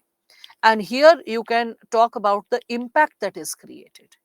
Impact created for you. This is how you are reflecting it. So first you are talking about the issue involved. So issue involved. And after the issue involved, you are talking about like what is the potential threat in terms of human being, what is the action that is taken. Okay. So this is action. So who is there and what action they are taking. Right. You can see that. So you can see how the language is given on the basis of what kind of background reflection when we are talking about it. Then further. So the ethical issue involved here is loss for the state and loss for the local tribals. What? When illegal mining is happening, the state is losing resources, right? And people are also losing resources, because if that it's a tribal area, the resources also along with the state, it belongs to the tribe. So it is the mining mafia, the local muscle men who are, and few compromised employees who are making benefit out of the situation. So for that, what ought to be taken? So when you know illegal mining is going on, you also have proof. As an officer, you are not ill-equipped, you are not unarmed. You also have the proof how, why, when this illegal mining is taking place, right? So you have your own insights pertaining to what is unfolding. So you are taking on the mining mafia with stringent legal action, okay, strict legal action, and you're also like trying to take the tribal population into confidence, because it's a lack of confidence and communication which has articulated this situation, blown up this situation, right? So as an administrator, you need to understand the situation in totality, in completion, not just what's happening and what will be the immediate result, what is the backlash that you will experience. You need to understand what is the situation in totality. So thus you need to understand that without adequate awareness campaign, the local people have lost their confidence in the administration. Okay, so awareness campaign there has not been there, so local confidence is missing, and you need to work on that specific activity. And that's why eradication of illegal activities has become challenging, because you've not been able to eliminate it per se. Again, there is also failure with respect to alienating the tribals, because if you further alienate the tribals, you don't establish a conversation, that's not going to really help. So in this situation, what you need to do is, you first and foremost need to target the mafia. You need to take action against the mafia. You need to like provide substantive case, okay, substantive case associated with the mafia, that what the mafia has been doing. And when you have the correct proof and investigation is opened, whether in the, like you are saying, the court of law, if the FIR has been lodged, or you take up this issue again, again you take up this issue associated with any of the committee or commission per se. So in that situation, you will be able to see that you are able to bring out the facts of the case, like you are able to bring out the illegal activity that's going on. You're also able to bring out that how the local muscle men are funded. So the finances are also coming for the local muscle men, and it's not coming from anything else but the illegal activities that's there. You're also able to identify there is a disconnect between the people and the state. So this human relation aspect also needs to be worked upon. So in such a situation, when you are reflecting upon the entire possibility, you realize that these are the two core issues: the illegal mining and lack of communication, which needs to be addressed. So first and foremost, you are creating a substantive proof for the case, okay? And when you are creating a substantive proof for the case, and you are able to prove that it is a fabricated case, then you should not be scared, because if you are correct, no one can trap you, okay? The FIR will fall flat on its face, because that is how things started blowing up, right?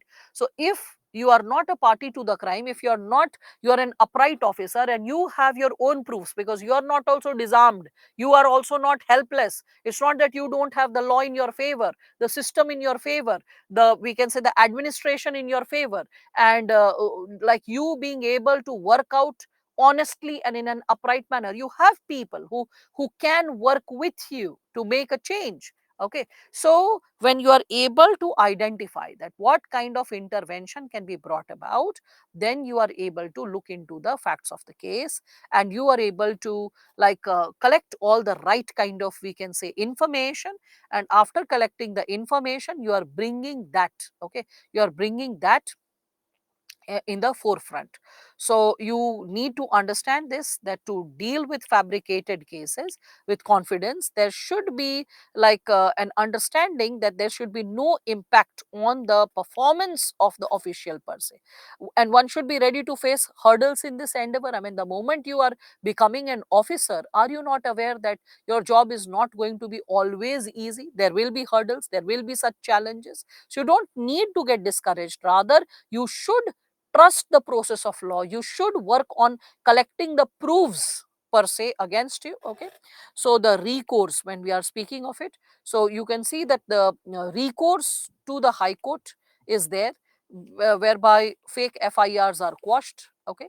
So you should not be worried legally. Again, the complaint in that situation will be something which will be again taken care of, because when the FIR is quashed, you can talk to the tribal people that, look, this is how these muscle men are trying to trap me into this given situation, and you people were also coerced to write a complaint, and you tell me what kind of problem did the system create, did the office create? Everything was in your favor. So you don't need to really bother, or you don't need to really worry about the possible dimensions of raising the complaint, because the complaint has no rhyme or reason, or the complaint is falling flat on its face, because it is not based on any valid proof or any valid action. But the, the poor tribals can also understand the design, that yes, if you say that the, the jungles are yours, the sand is yours, the river is yours, the resources are yours, it is the mafia who's exploiting. He is the one who's feeding the muscle men, and under whose influence you all wrote the complaint. So the complaint will be taken back.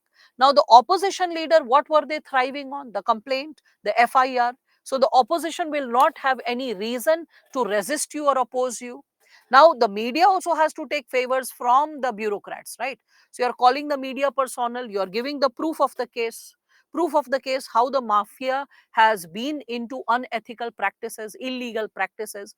You are giving the proof, and now you are telling the media to run that, so that people have an awareness about who he is and what kind of person he is, and how the FIR has been quashed by the High Court, how you have been proved innocent, how the tribals have taken the complaint back, and you, through the media, you're also generating awareness. The moment the media is speaking in your favor, the complaint has been taken, the FIR has been quashed, okay, definitely people in your department will be silenced. Definitely, for filing a fake FIR, those muscle men shall be punished, and the opposition in this situation will cool off. Okay, so all of you can understand how the due course of situation will unfold for all of you. Okay, so you don't need to be scared of such situations. You need to know how to prioritize what needs to be done, who is the prime enemy, what is the prime target, what is the prime challenge, what are the prime issues involved in the case, what should I prioritize, and how I should progress it to solve the given situation. Okay, so the right course of action is like create a strong case. Okay, because that's the core, that's the core, the FIR is the core. So create a strong case against the illegal activities of the mafia. Try to get into the possibility of investigating properly the local musclemen, the government servants, whoever are like cooperating with that person. Then, in full cooperation with the investigating and prosecuting agencies, go ahead in exploring the exposing the culprits, because you are also no layman. You are legally equipped, administratively equipped, and a senior officer. Okay, even though you are sent to that area for the first time, and you're exposed to the situation for the first time, but you are no layman. You have to be aware of that. Okay, so this will bring the facts to the center, that how and what was happening. So the public opinion definitely like changes. So changing of public opinion, then political cooperation also ultimately will come, because the opposition doesn't want to fall on the wrong side, that it was working on a fake news, so it will also fall in your favor. Then elaborate awareness campaigns are needed, so that in future there is no miscommunication or lack of communication between the state and the people, the state in this case and the tribals. All right, so just create that sense of communication. Again, with respect to mining, the government policy that is there, make awareness about that to the people. The general public, when they realize it's their resources that's getting exploited, they definitely will not appreciate of what the muscle men were doing or what the mafia was doing. Again, you can see the complaints which was there, that will also be quashed, that also will be like taken back.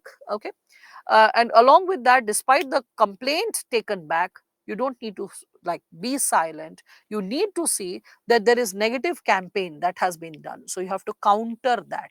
Okay, so that a kind of trust in the system is developed, faith in the system is developed. Again, for self motivation, because when you're surrounded from so many situations, it is easy to lose hope, it is easy to feel cornered, it is easy to feel uncertain, it is easy to feel like helpless and like we can say stressed. Okay, so in this situation, what can really push you? So it is adherence to truth. You are a true person, you are a person of integrity, so it is adherence to truth that is going to provide confidence to you. It is perseverance, like dedication to serve and dedication towards pursuance of truth, that is also going to add to your leadership quality. Okay, and you also need to understand that in this given scenario, the legal and the strong footing, that legal footing means when you are aware of the cases, when you are aware of the laws, when you are aware of the illegal mining, then you can provide formidable or meaningful solutions per se. So again, the insecurity that is arising out of political meddling, you can just focus on the first 2 points rather than what the opposition is experiencing and all that. So in this, towards the end, you will uphold the values that you held. Okay, values. So what values did you hold? That is constitutional as well as legal values. You upheld moral responsibility. You exercised, what were you pursuing or what were you exercising? Courage, integrity, conviction. That is what creates a win-win situation for all. The local people, they are able to have faith or trust towards the government, because the government is not losing resources, or the trust of the people, and you as an officer. Okay, so it is a win-win for everyone. Okay, that is going to generate confidence in democracy, in the state institutions. Okay, and it is also going to develop your own personal competence as an officer.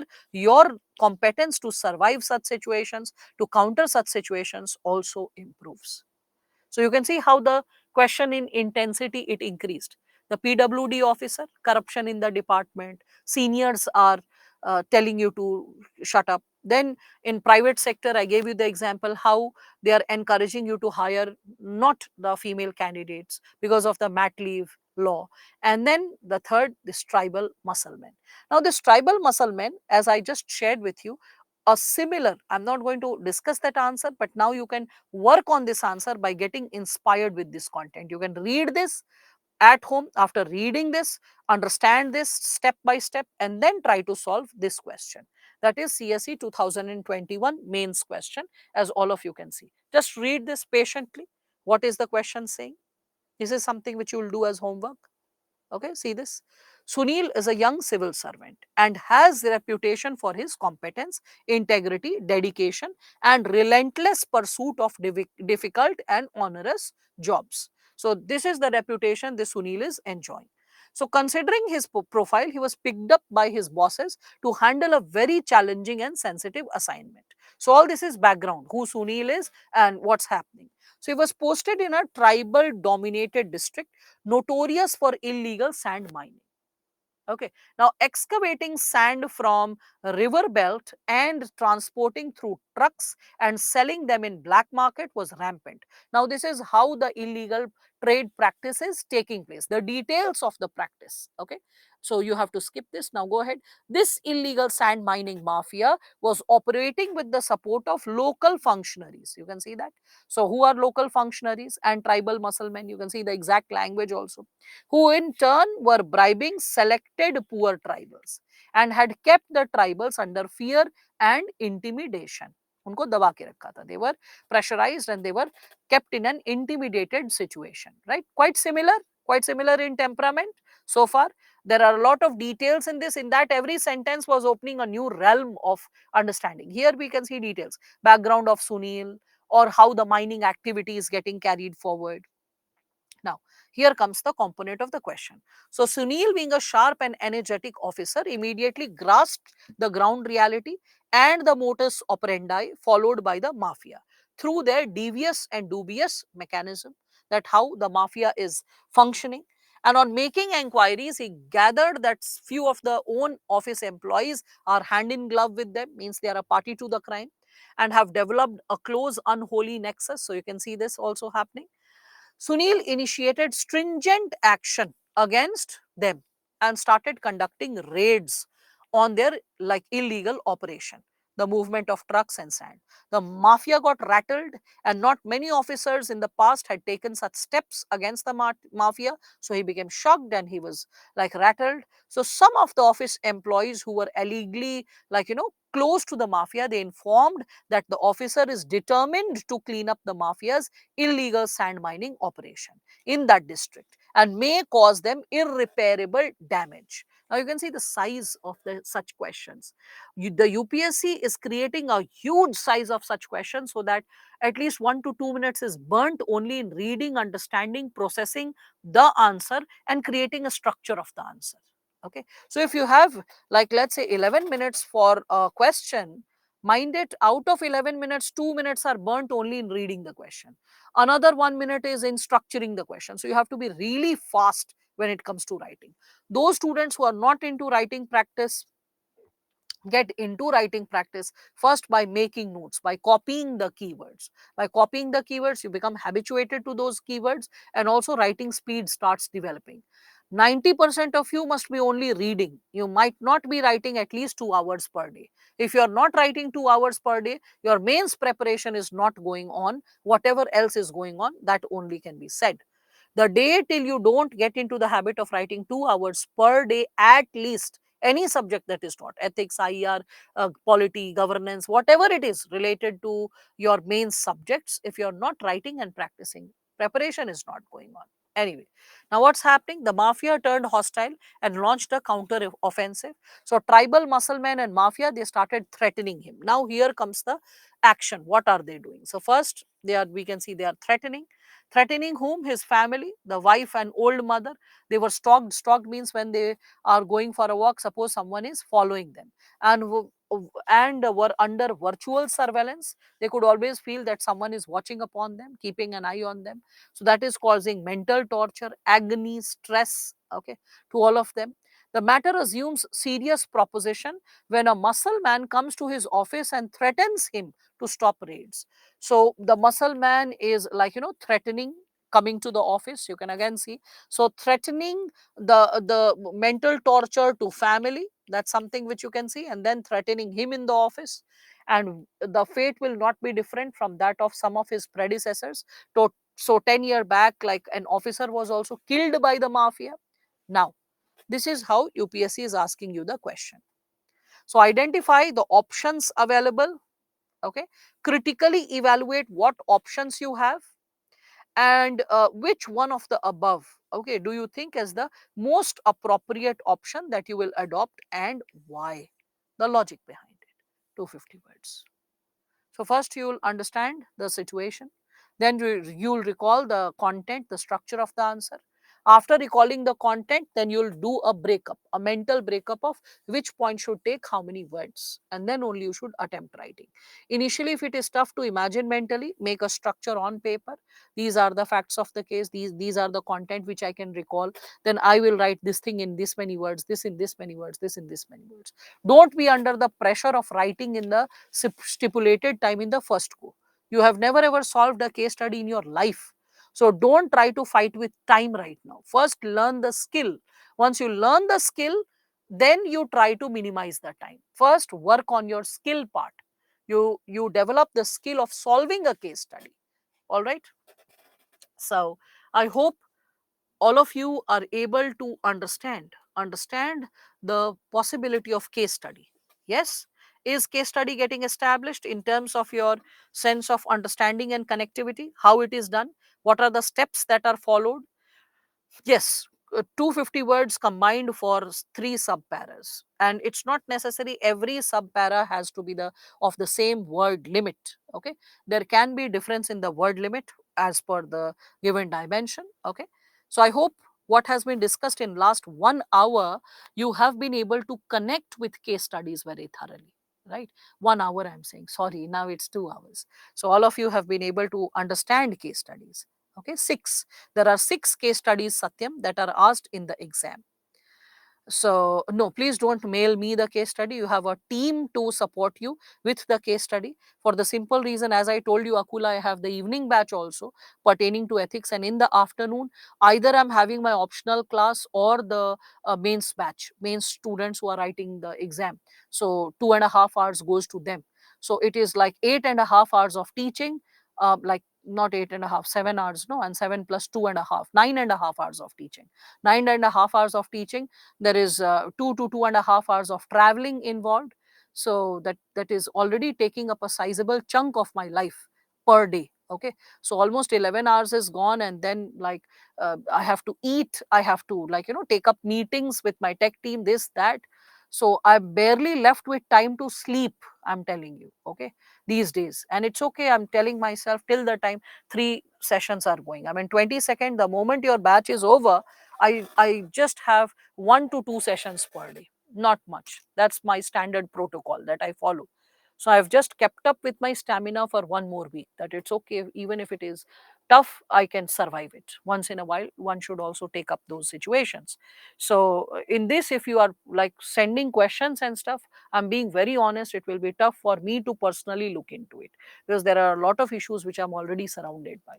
So but we have a team to support you.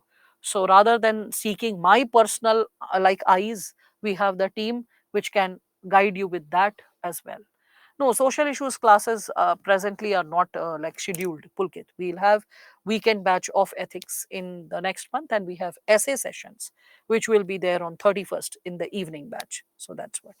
All right, so try to solve the case studies. follow the steps that has been taught so far, and then you will be able to understand this given dimension. Start with simple case studies or simple questions, and that's how you can continue with this given subsegment. All right. So on this note, we'll be starting with the chapter of attitude. It is 7:58, as we all can see. Let us take a 15 minutes break and be back. All right. And all those students who joined in between, I really am concerned. How will you cope up with the case study? Because 2 hours were invested in that. So let us start with the component of attitude after the break. Meanwhile, take a break. Thanks.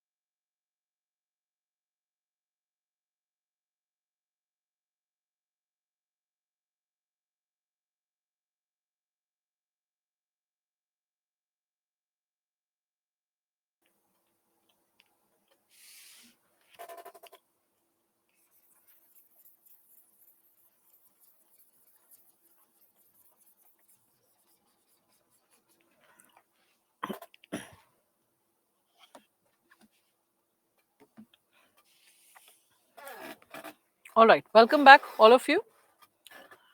So,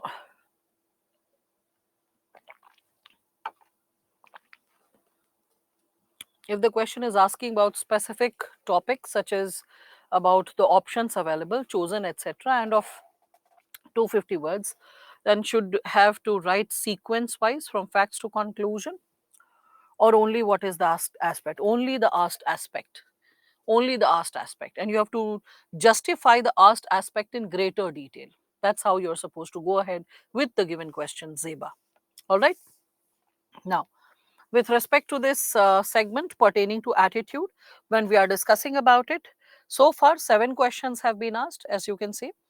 Attitude, when we are discussing about it, it is associated with 3 sub points. So first you can see is content, structure and function of attitude. Then it's influence and relation with thought and behavior, how attitude is associated with our thought and behavior. And then social influence and social persuasion. You could see there was a case study question pertaining to social persuasion and social influence. In the similar manner, you will find case studies related to emotional intelligence, case studies, but in every case the value is there. Value is an undercurrent of every case study, though there can be combinations or insights lifted from attitude or aptitude or emotional intelligence, or we can consider other subtopics per se. Okay. Why still mining mafia prevail? Well, Bhavna, unethical practices. Why does corruption prevail? Why once in a while we speak lies? So micro level of corruption to higher level of corruptions, why do they prevail? It is loss of, we can say, our sense of commitment to the larger goals and ideals pertaining to the values and ethos which ought to be followed at all times in the given society, right? Now, as we are moving ahead with this, consequences can be both positive and negative. Yes, positive and negative. When you are talking about it, so consequences is not like consequences. It is like, if you remember, I had discussed merit and demerit. So merit is positive and demerit is negative consequence. So I mean, I think this question is, if you only reflect upon this, you will have the answer because it has been discussed in greater detail. And thank you, SME, for supporting me. It was a great help, especially in the first half when I was going through the component of case study. If I was looking into every personal query, then I won't have been able to explain case study in the first half, and which would have unnecessarily dragged. So the support means a lot in these situations, especially.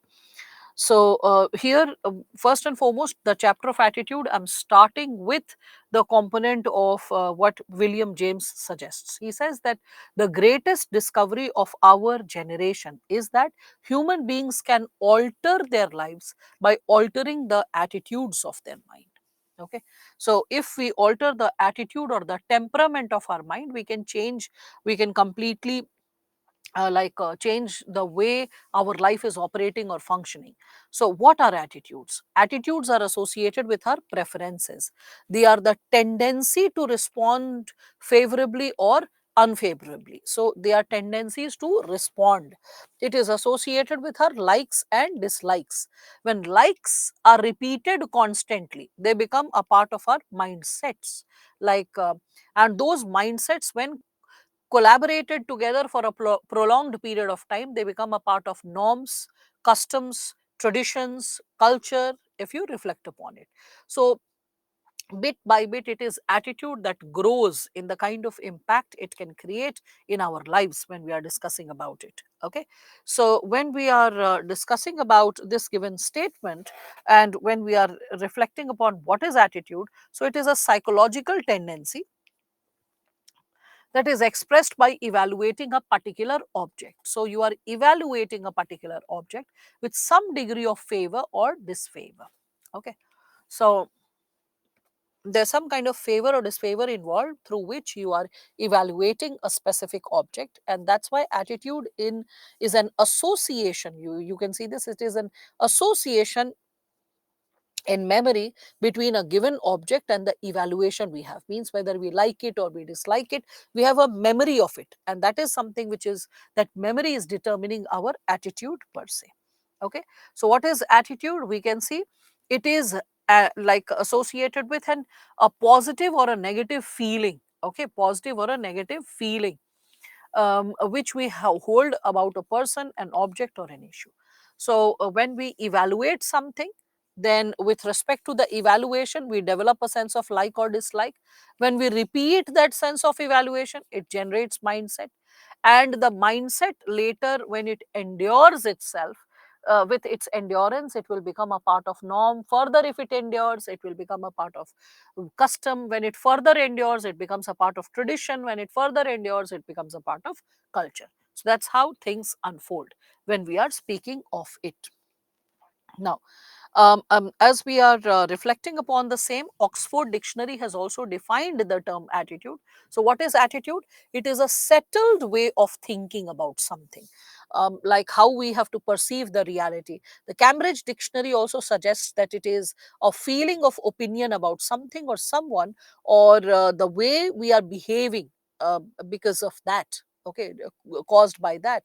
So, we can understand that it is still quite, despite so many definitions, it's quite tough to articulate all the expressions in one corner, and it is because attitudes are what? They are abstract constructs, they are tentative frameworks, tentative constructs. That's why bringing in all the components in the frame of words can be tough. Okay, so we are only able to infer them from the behavior when we are reflecting. So, when we discuss what is attitude, so attitude is important. And why is it important? Because it shapes people's perceptions.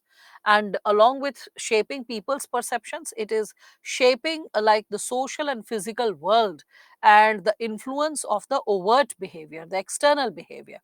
So, attitude is important because it is shaping people's ideologies, perceptions, likes, dislikes associated with their social world as well as their material world or physical world. For example, attitude influences our friendship or animosity towards others. It can also help us in the situation of giving help to others or receiving help.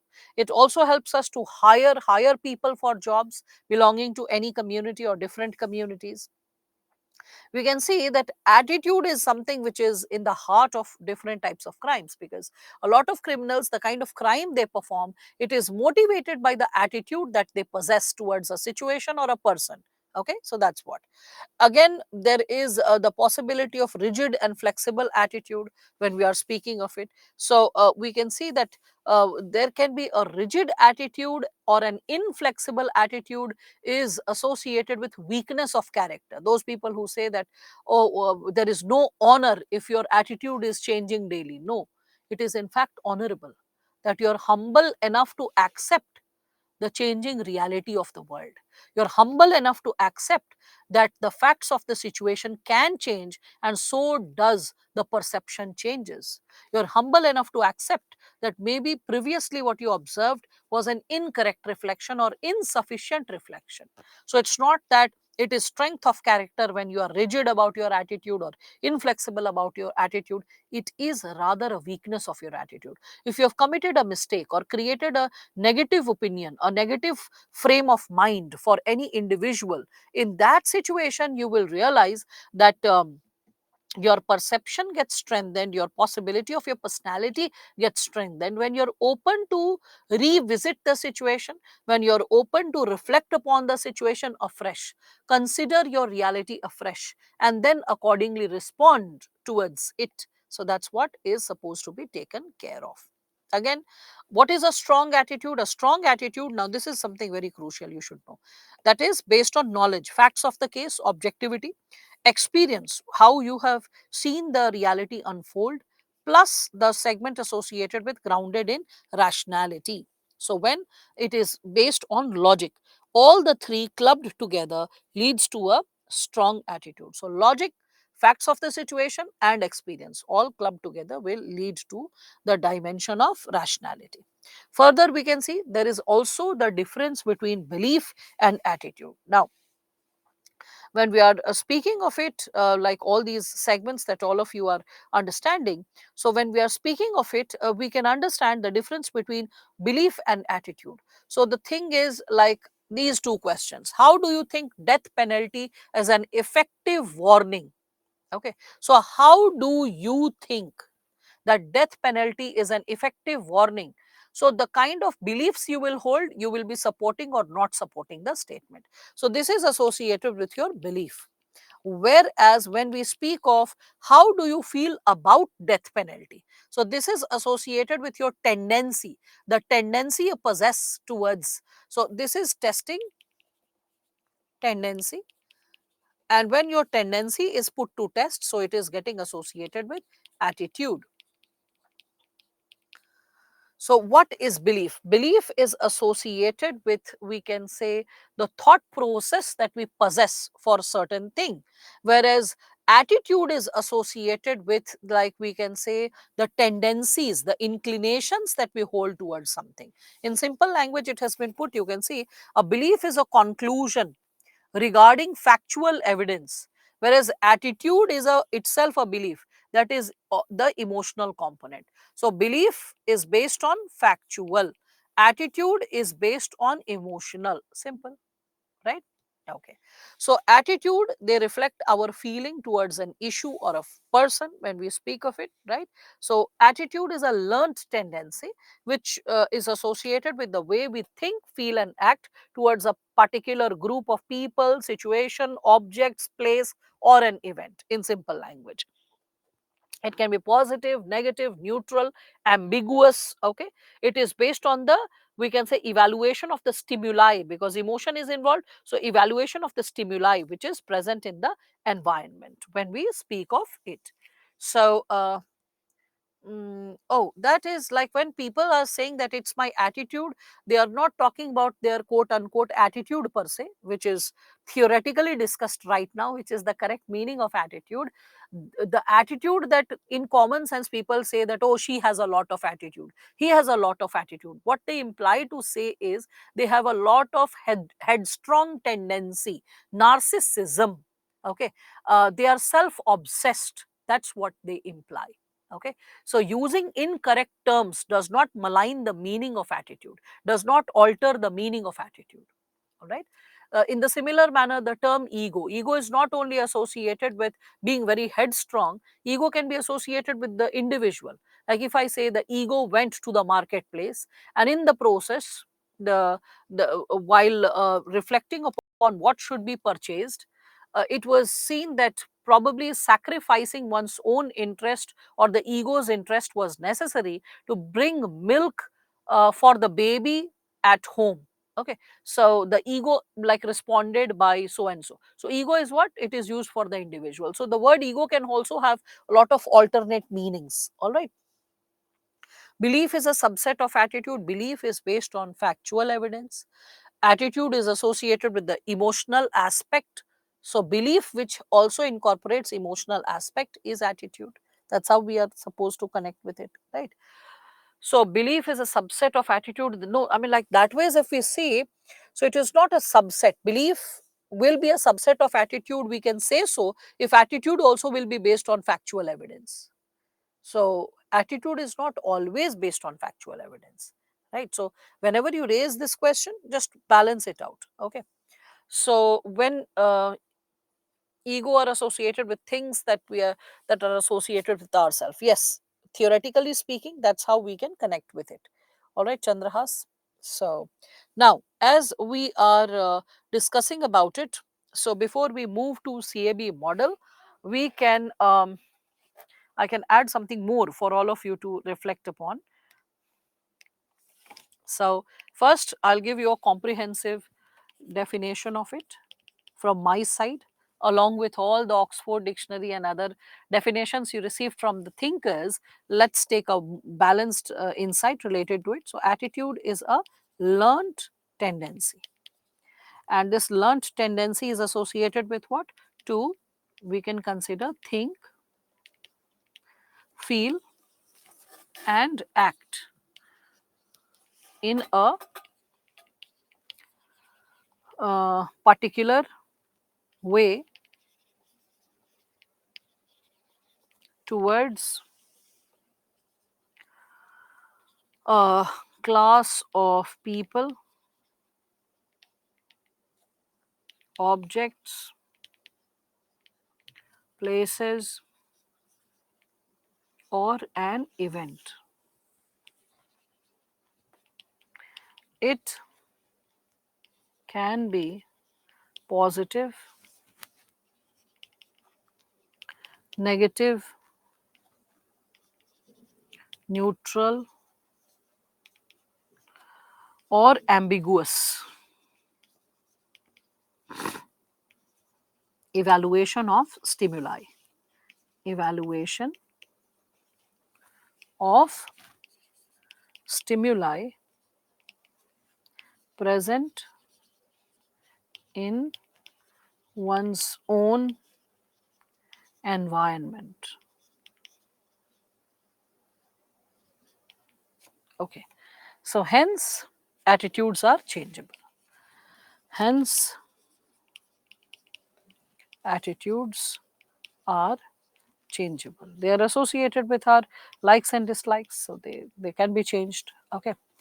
So remember I had discussed in the previous session all like attitude plus aptitude, okay, leads to higher altitude when there is interest, commitment, if you all can recall all that. So never forget all this. I can also quote Mahabharata here, and in Mahabharata this was quoted that dharma is not just code of conduct,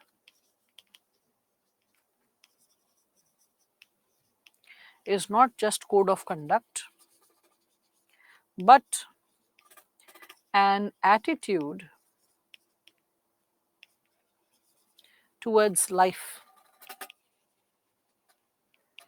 But an attitude towards life. All right.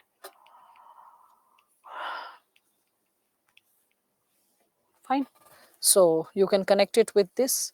Attitude is a sub branch of psychology, okay, social psychology, and it explains how we think, how we feel, how we act, and on what basis the individual is getting influenced and how an individual is further influencing other individuals. Okay, so how social components are taking place, how the possibilities are unfolding. Now let us start with the content. So, the ABC or the CAB model of attitude, as we are starting with this given insight, we can associate it with, we can say, the content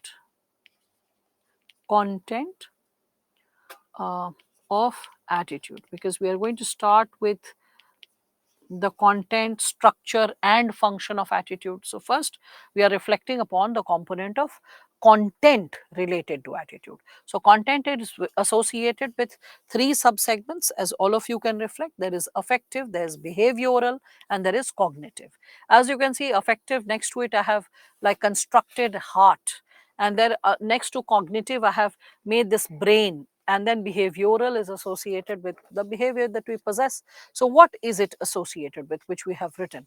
So when we are talking about the component of, we can say, affective, affective is related to what we feel. Okay, then cognitive is associated with what we think. And when we are discussing about like behavioral, behavioral is how we acted in the past, acted in the past, or what has been our, we can say, past experiences. All the three clubbed together leads to attitude when we are discussing about it. So attitude, that is how we should act, how we should approach a specific situation. So attitude is what? So it is how we act or approach a particular situation. Okay, so that is something which is associated with attitude when we are speaking of it, right? Now how we are associated with this given subsegment, so maybe I can give you an example. So like, let's say for example, um, when we speak of Nawazuddin Siddiqui, okay, so Nawazuddin Siddiqui, okay, so Nawazuddin Siddiqui,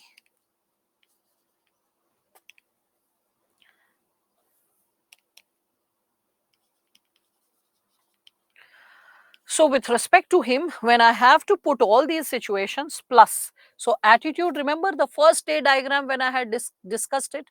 So I had written attitude. So attitude plus, we can say, the situations which are there in a given possibility. So attitude plus situations, if you remember, bracket mein likh deti hu, first day lecture diagram, if you remember, and if you can recall it. So first day I explained that attitude plus situations, whatever are the situations, they finally determine how we act. How we act finally, they determine, like the possibility of how we are going to exercise our human behavior or act finally. So in this given situation, first I will give you right now the example of Nawazuddin Siddiqui for explaining you the content of attitude or the CAB model of attitude. So first and foremost, we start thinking with logic, right? So the moment I think of Nawazuddin Siddiqui, I'm like, this guy, he has always chosen brilliant roles, and he has enacted very beautifully, and his acting skills are also quite good, quite impeccable. So when I'm speaking of the possibility of facts, so I see him as a self-made man, as a struggler, as a person who is intelligent to choose good roles, meaningful scripts. Okay, so that's my thought. In thought, what do I use? Logic, facts. That's what I use when I'm using thoughts. So when I'm talking about the C component pertaining to logic and facts of this guy, so I find that he has been a self-made person. I find him to be choosing good scripts, choosing good scripts. I find his acting to be good. Acting skills are like up to mark. If I'm looking into the facts of case, struggler. So he has been quite a struggler. So all these things, these facts of the case, they create an assertive or a positive impact. So like, let's say I have a positive cognitive like insight pertaining to him. Right now, let us reflect upon the segments pertaining to his affective dimension. A.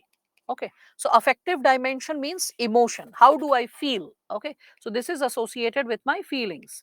So every time I have watched his movie, I have enjoyed it. Okay, so past movie experiences have been enjoyable. Have been enjoyable. So the movies were enjoyable. I really liked it. Now, so what is the B, the behavioral aspect? So the behavioral aspect is how I would act, how I would behave. Okay. Now there is one more segment associated with, we can say, or in fact, how I had acted in the past, because this B is associated with the past. This is with respect to, after considering situations, how we act finally. This human behavior is associated with the future course of action. Okay, this is future course of action. So here, if I'm talking about the dimension of B over here, the behavioral component, that how this person had acted in the past, so or we can say, or past experience, past experience. So how acted in the past? So if I recall how I have acted in the past, so I have gone for watching his movies every time I get an opportunity. So I have gone to watch his movies if I got an opportunity, right? So I have gone to watch his movies whensoever I have got an opportunity. Now, in this situation, what will happen? Suppose his movie is released. Like, I remember there was a movie called Photographer that was released.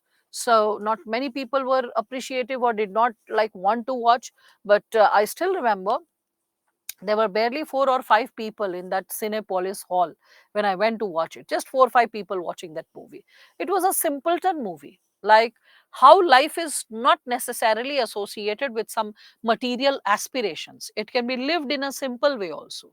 in a more relaxed pace also, without hustling for specific targets and constantly chasing targets. Okay, it can be lived with ease as well when we are talking about it. So this segment, when we are talking about Nawazuddin Siddiqui with respect to the B or the behavioral aspect, we can see that it is like Nawazuddin Siddiqui's insight pertaining to the B or the behavioral aspect. We can connect that it is associated with how we finally act. So the past, in terms of logic, facts, I'm like, oh, he is a self-made man, good scripts, he has acting skills, feelings have been positive, I have always felt happy watching his movies, in the past I have chosen to watch his movies. So this plus the situation, if I don't have an exam, okay, so situation, if exam is there, then what will be the actual behavior that I unfold in the near future? So actual behavior, if there is exam, then I won't go to watch movie, go to watch his movie. But if, like, let us consider the situation is like there is no exam, suppose this is like situation A, I'm giving situation B. If suppose there is a weekend and his movie is getting released, so in that situation I will go to watch the movie. Understanding this? So, the actual behavior is an outcome. It is an outcome of how we are reflecting upon the given situation. Yes, it was with Sania Malhotra. So, that's another segment related to it. Another example, no problem, Yashwant. So, for example, like let me give you Salman Khan. So, if I'm talking about Salman Khan, and when I think of cognitive, the facts, okay, so with respect to facts, what I see is that poor script, unnecessary dialogues, unnecessary dialogues. This is my observation, my insight. You don't need to abide by it, because here we are talking about attitude, so I'm talking about my attitude. Okay, so unnecessary dialogues blown out of proportion. Okay, like I have felt the movies to be boring movies, and I like do not like his acting skills. So acting skills are also below average. I'm sorry if someone is a fan, but our attitudes can differ. I hope all of you can understand this, right? So some people are writing animal lover and great driving skills. All right, anyway, whatever. So, with respect to this, when we are talking about this segment pertaining to cognitive, all of you are understanding that. So, this is the cognitive segment. Then comes the affective segment. With respect to affective segment, it is related to feelings. So, how I have experienced watching his movies. So, as I told you, this bored, like I have experienced boredom. Okay, so I have been bored. I have felt that the movies were distasteful. I did not feel like watching it further. So I've been bored. Sometimes I have got up from the movie hall, whatsoever. So, like, let's say the affective component is associated with boredom. And then when I'm talking about B, in the past, I have avoided his movies, avoided his movies. Now, let me connect it, this given scenario, with actual behavior. Okay. So, CAB is done. Now, actual behavior. If I'm talking about actual behavior, so that will be associated with situations. So, situations. Now, like let us say, suppose my cousins have come. Okay, so my if suppose, like let us consider that my cousins have come over and they are like loving the hooligan type of songs, and they are like, oh, let's go to the movie hall, we will shout and we will yell and we will dance to the item numbers, and that will be so much of fun. So now if the situation is that my cousins will are going for the movie and they're like, come along, let's just have some crazy fun in the movie hall, So and we'll take the like corner seats of the hall, and every time the song is playing we all will dance. And you also have to stand up and dance. I'm like, hey, movie hall dancing, like, hey, who cares? We'll be like 10 of us, everyone will enjoy only. So every time his songs are coming, we'll remember 5 6 steps and all of us will copy those steps. Okay. So young children, so suppose they say all that. So then in that situation I'm going to the movie if cousins are there. If situations are like normal, okay, so like a regular weekend, so suppose it's a weekend off and I have other choices in life and I'm not coerced to watch the movie, then definitely it is a big no, that I won't go for watching the movie. Got it? So that's what. And we all have personal choices, no? Why to think that who will feel good or who will feel bad? So I personally don't like that kind of cinema. So that's what. So I hope all of you are able to understand this. Okay, all of you can see this, right? Everyone is understanding this. And Aniket, I hope you are understanding that my CAB is different from your CAB. That is possible, right? Okay. And you all can see this component of like our likes and dislikes, how it gets shaped with the given possibility of what's unfolding around us, what's happening around us, how all that is also shaping our worldly reality, right? So that's how we are supposed to understand when we are reflecting upon the CAB model. Okay, so if he makes an exceptional movie, then also can go. I mean, exceptional movie, and then after that, I will see the reviews, and after that, I'll see some sane friends of mine who, whether they were victimized or whether they enjoyed. So I'll let other people first undergo the experience. I won't waste 2.5 hours of my life behind something that I regret later. Simple. Okay, so that's what CAB model. The content of the attitude when we are talking about it, it can differ. Now, when we are talking about this component, this content, then we can also talk about cognitive component. Okay, so the cognitive component, cognitive, you understand, no? What is cognitive? This, the cognitive, the mundi wala thing. This. Okay, so this. When we are talking about this dimension associated with our brain, our thought, our logic, so cognitive component is associated with what? It is associated with our beliefs, it is associated with our ideas, it is associated with our thoughts. So that's what we can talk about it. It can also be associated with aptitude. So aptitude associated with like aptitude, I'm saying attitude associated with a given object or a thing. So attitude associated with an object or a thing. So is affective always? No, no, you can have a positive perception. No, I give you a positive insight associated with Nawazuddin Siddiqui. I had a positive affective emotion. That means, Rashmi, you were not paying attention while I was explaining. Good, you asked. I could just get a insight related to it. Okay.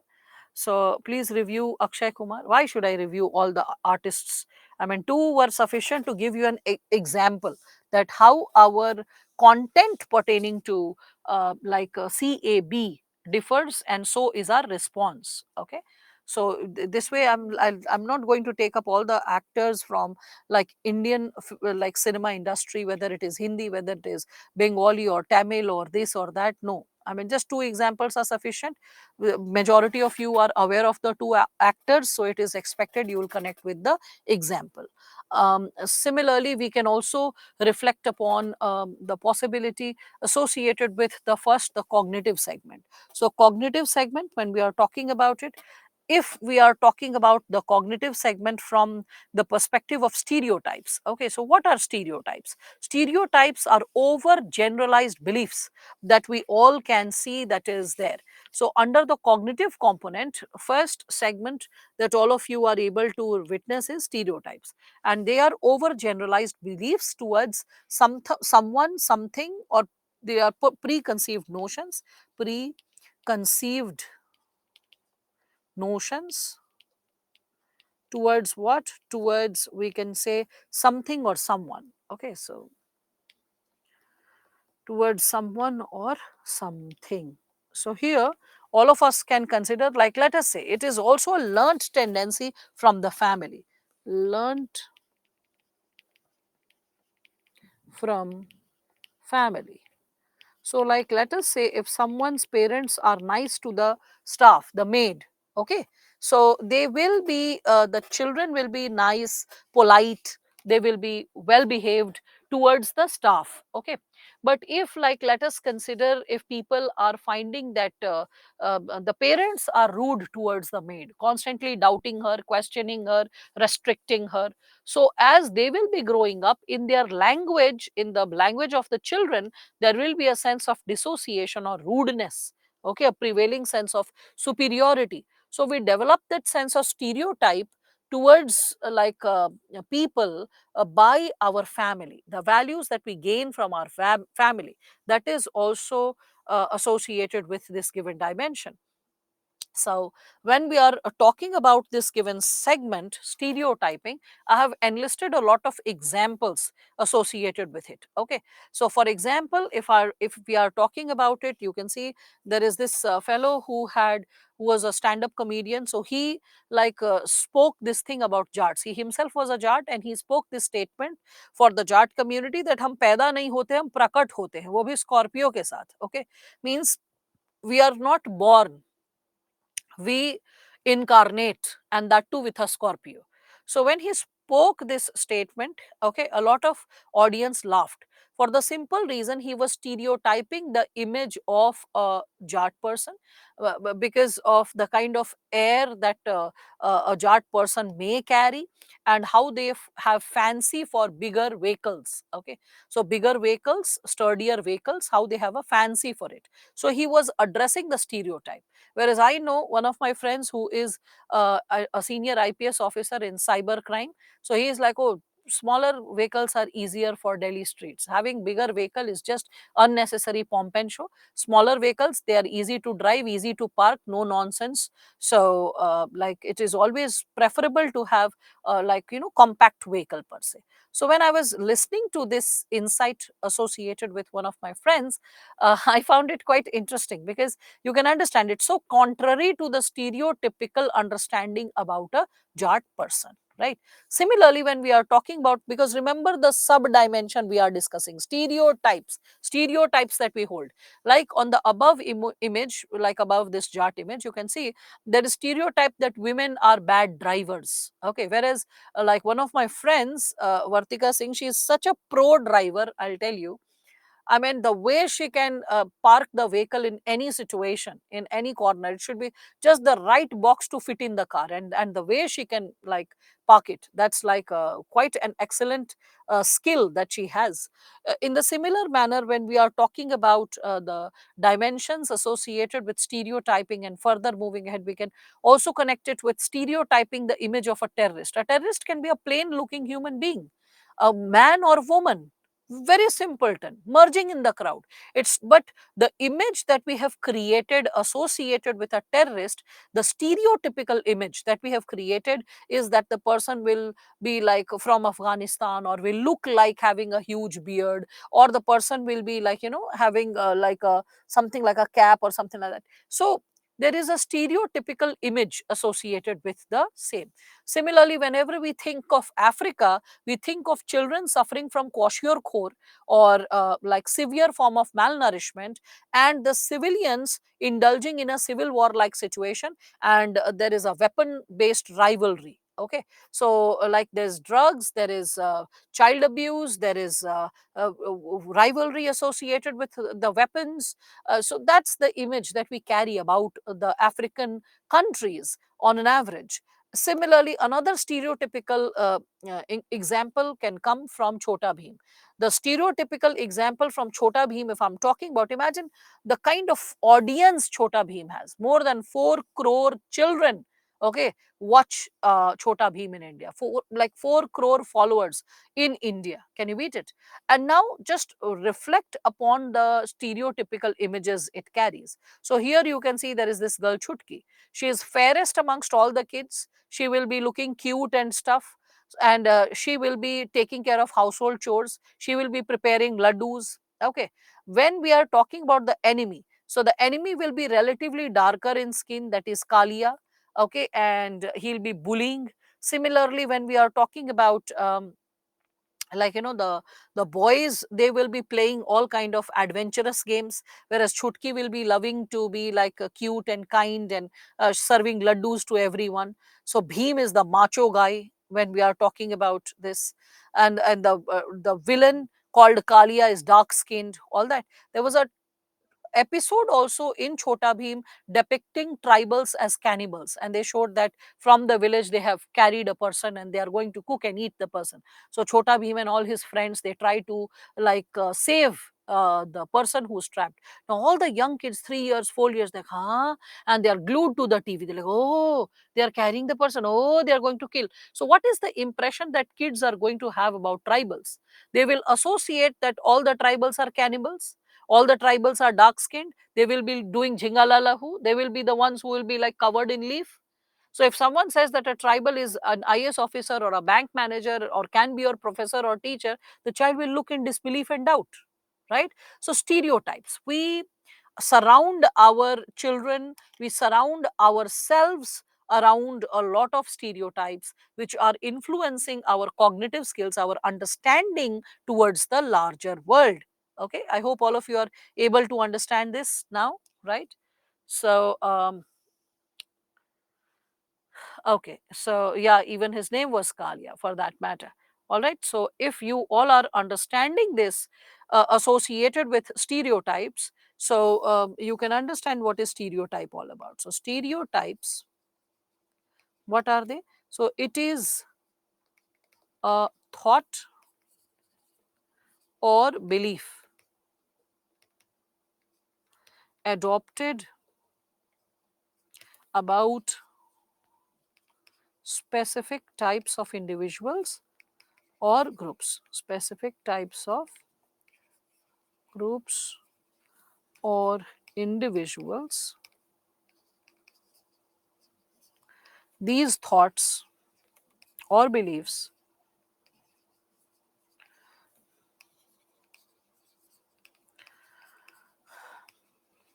may or may not accurately reflect upon the reality. Accurately reflect upon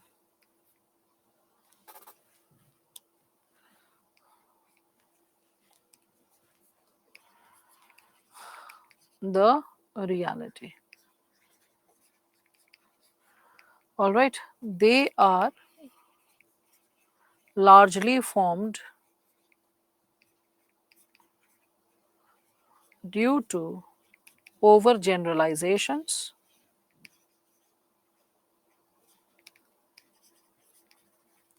or incomplete information.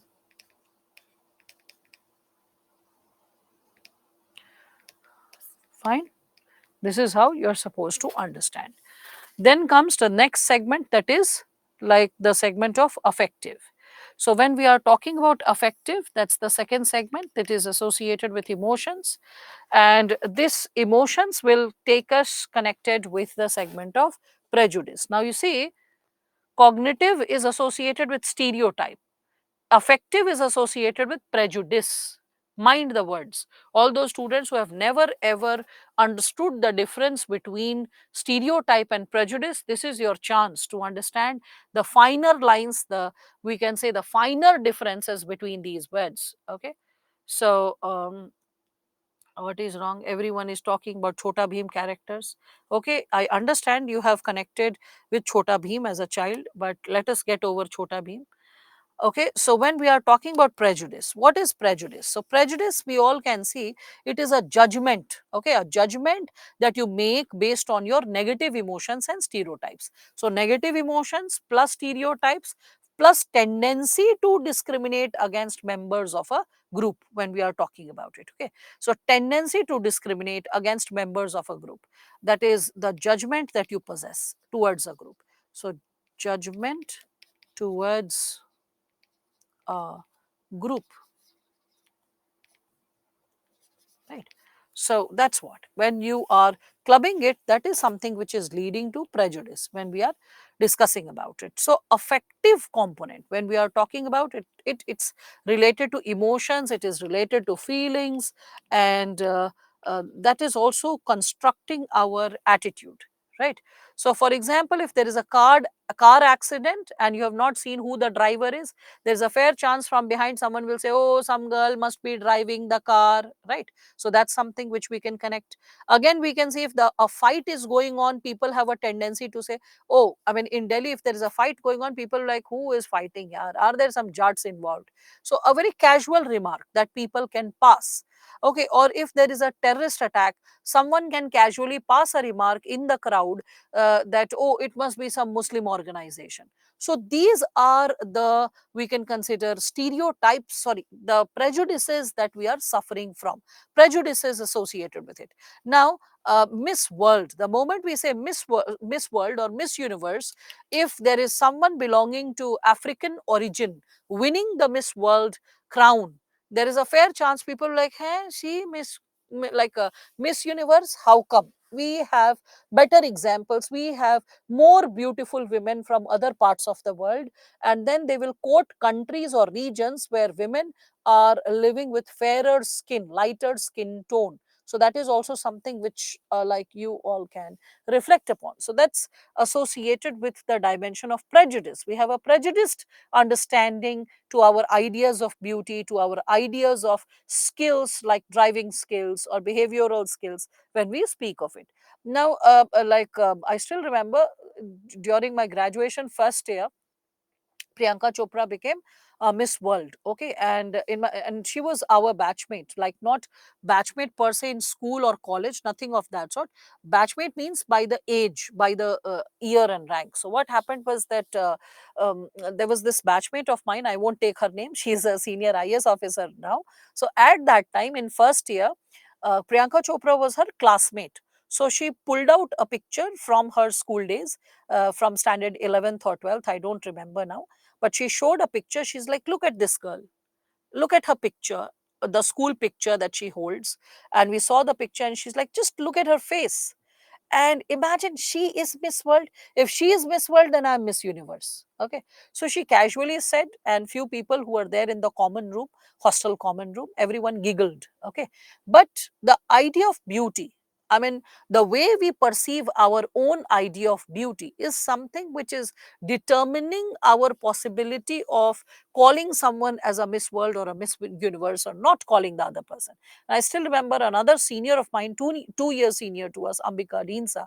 She was shortlisted under 10 amongst, in this beauty pageant, All India beauty pageant for Miss India. But she was just shortlisted, but she could not make it.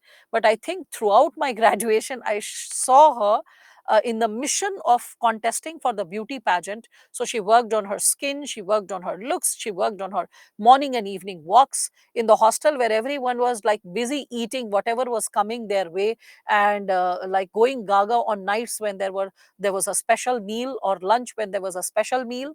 And this girl was so particular. Some days she used to have a bowl of curd, someday a bowl of dal, but always taking care of her figure and going for walks. But she could not make it to the list. So all those possibilities, when we talk about it, and she was really pretty, like really pretty. Even today, like when I see her pictures, I'm like, oh my God, she doesn't look her age, 2 years senior to me, and looks barely in her early 30s. So very very like good looking women. But the idea of what is our standard of beauty, what is our perception related to beauty, that is something which is highly affected by the prejudices that we are exposed to. Okay, so that's also something which we can talk about when we are talking about prejudices. So this makes me feel stereotypes and prejudices are interlinked. Yes, they are interlinked, but the difference is one is based on emotions and the second one is based on facts. Like when you are trying to contort facts. So when you're contorting emotion, that is prejudice. When you're contorting facts, that's stereotypes. That's why within prejudice, you can see stereotypical beliefs are also a sub point. All right. Yes, when we are speaking of it. So with respect to this, we can say that prejudices are based. on stereotypes.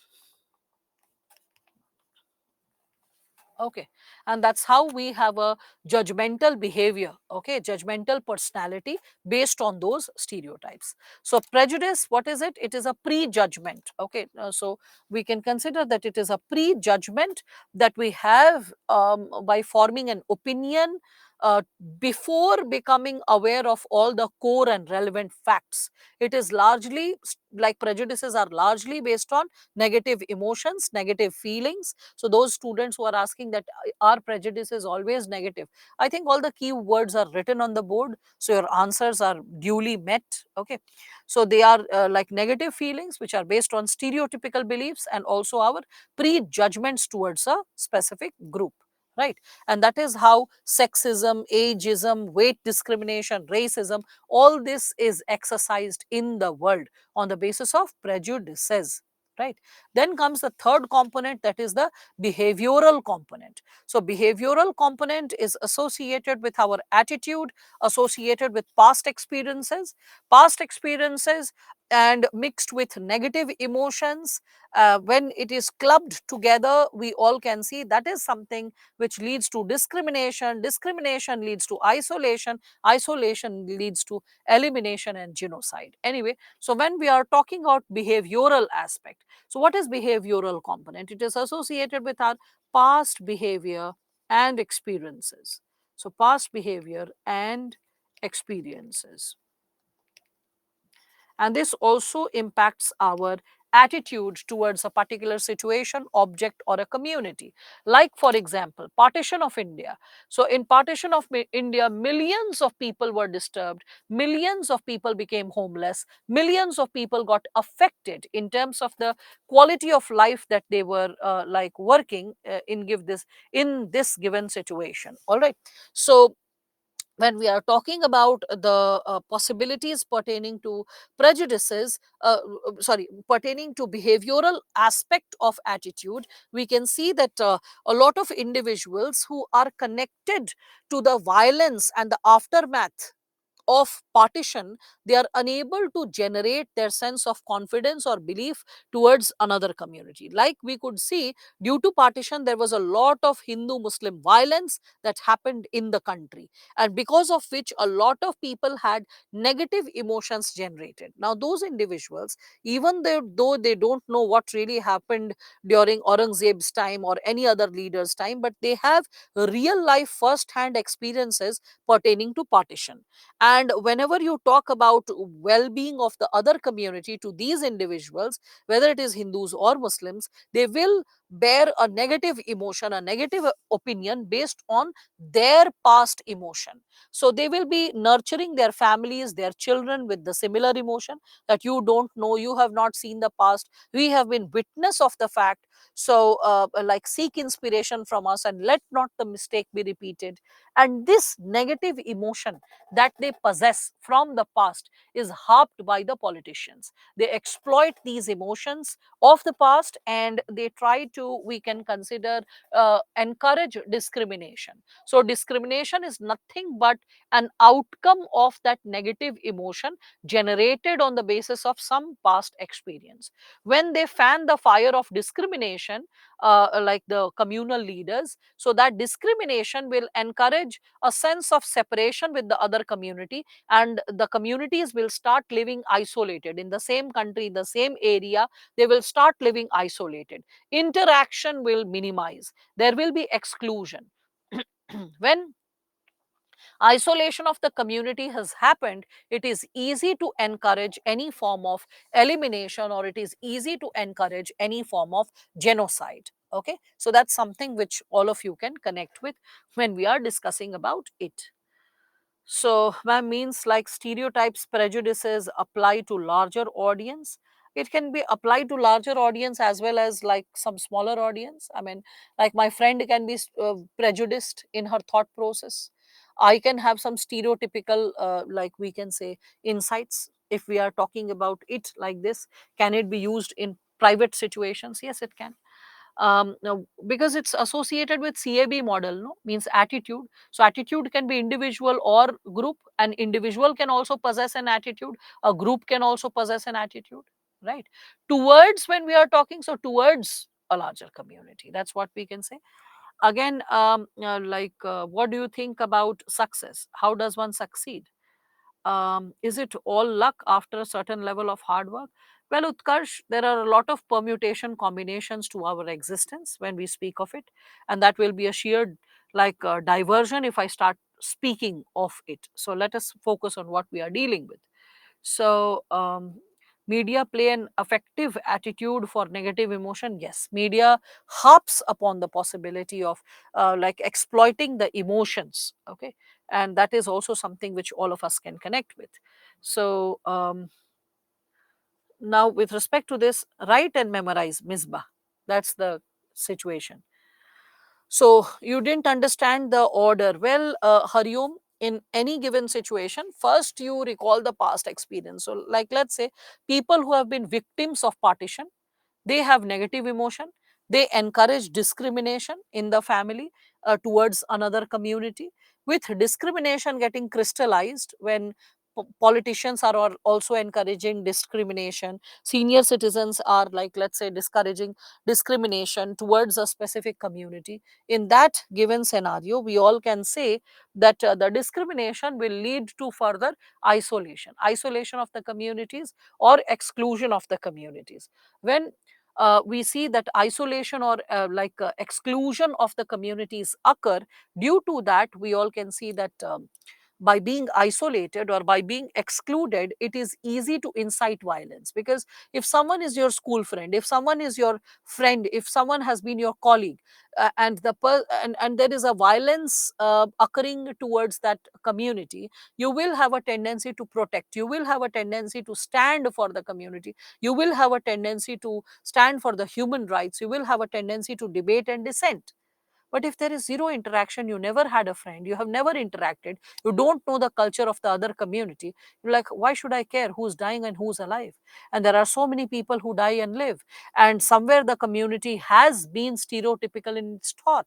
So you will, with your past experience, you have some hostility, you have a sense of discrimination, you have isolated yourself from the larger society and excluded yourself from that, from having any interaction with that community. So over the time period, if some leader is talking about genocide, like Hitler, okay, or like any other, we can say, leader who encourages genocide, who encourages elimination, who encourages exodus of a given community outside the country, people will listen.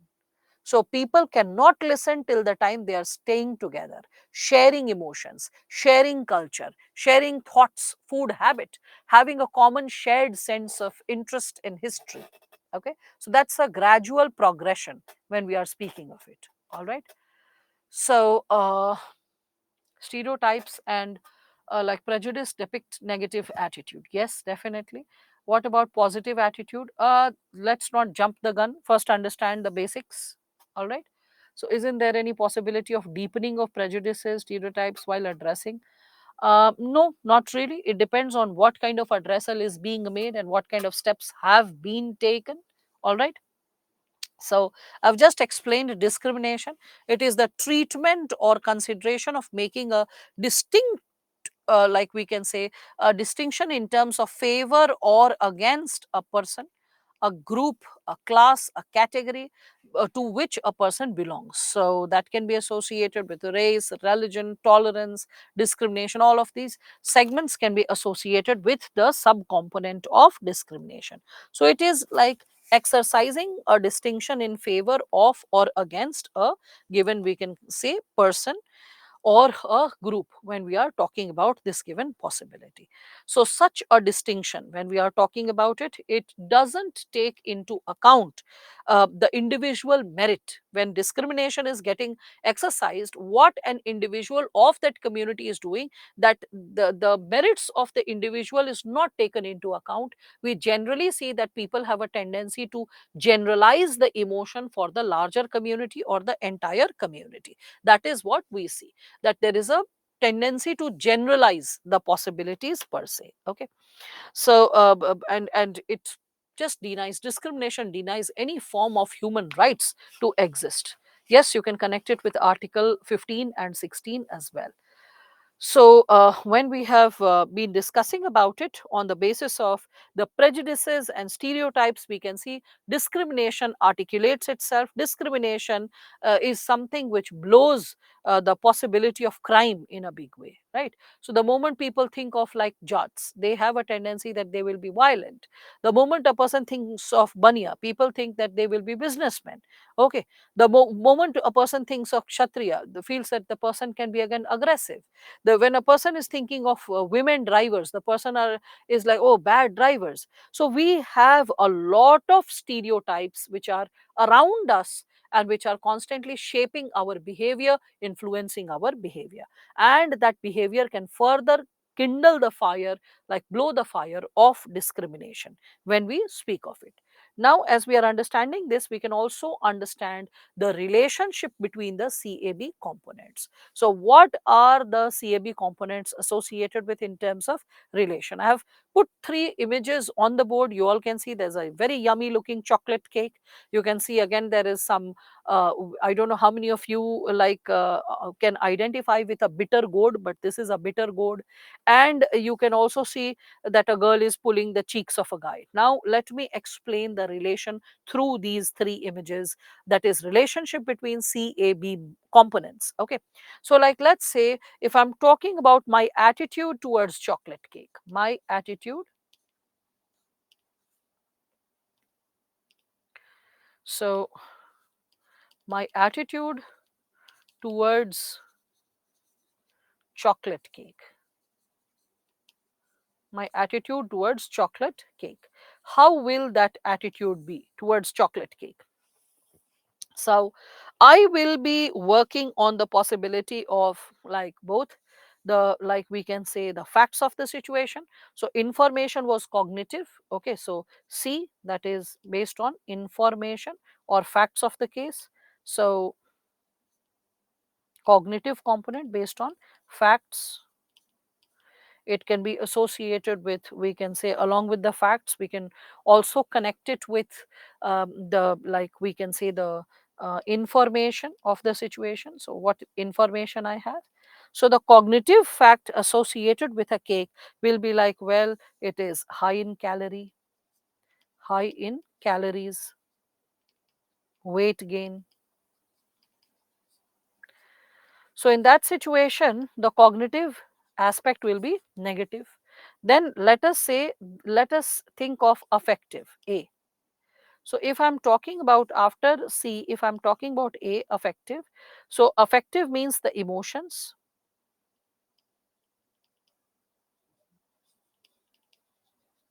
how I perceive the emotions related to it.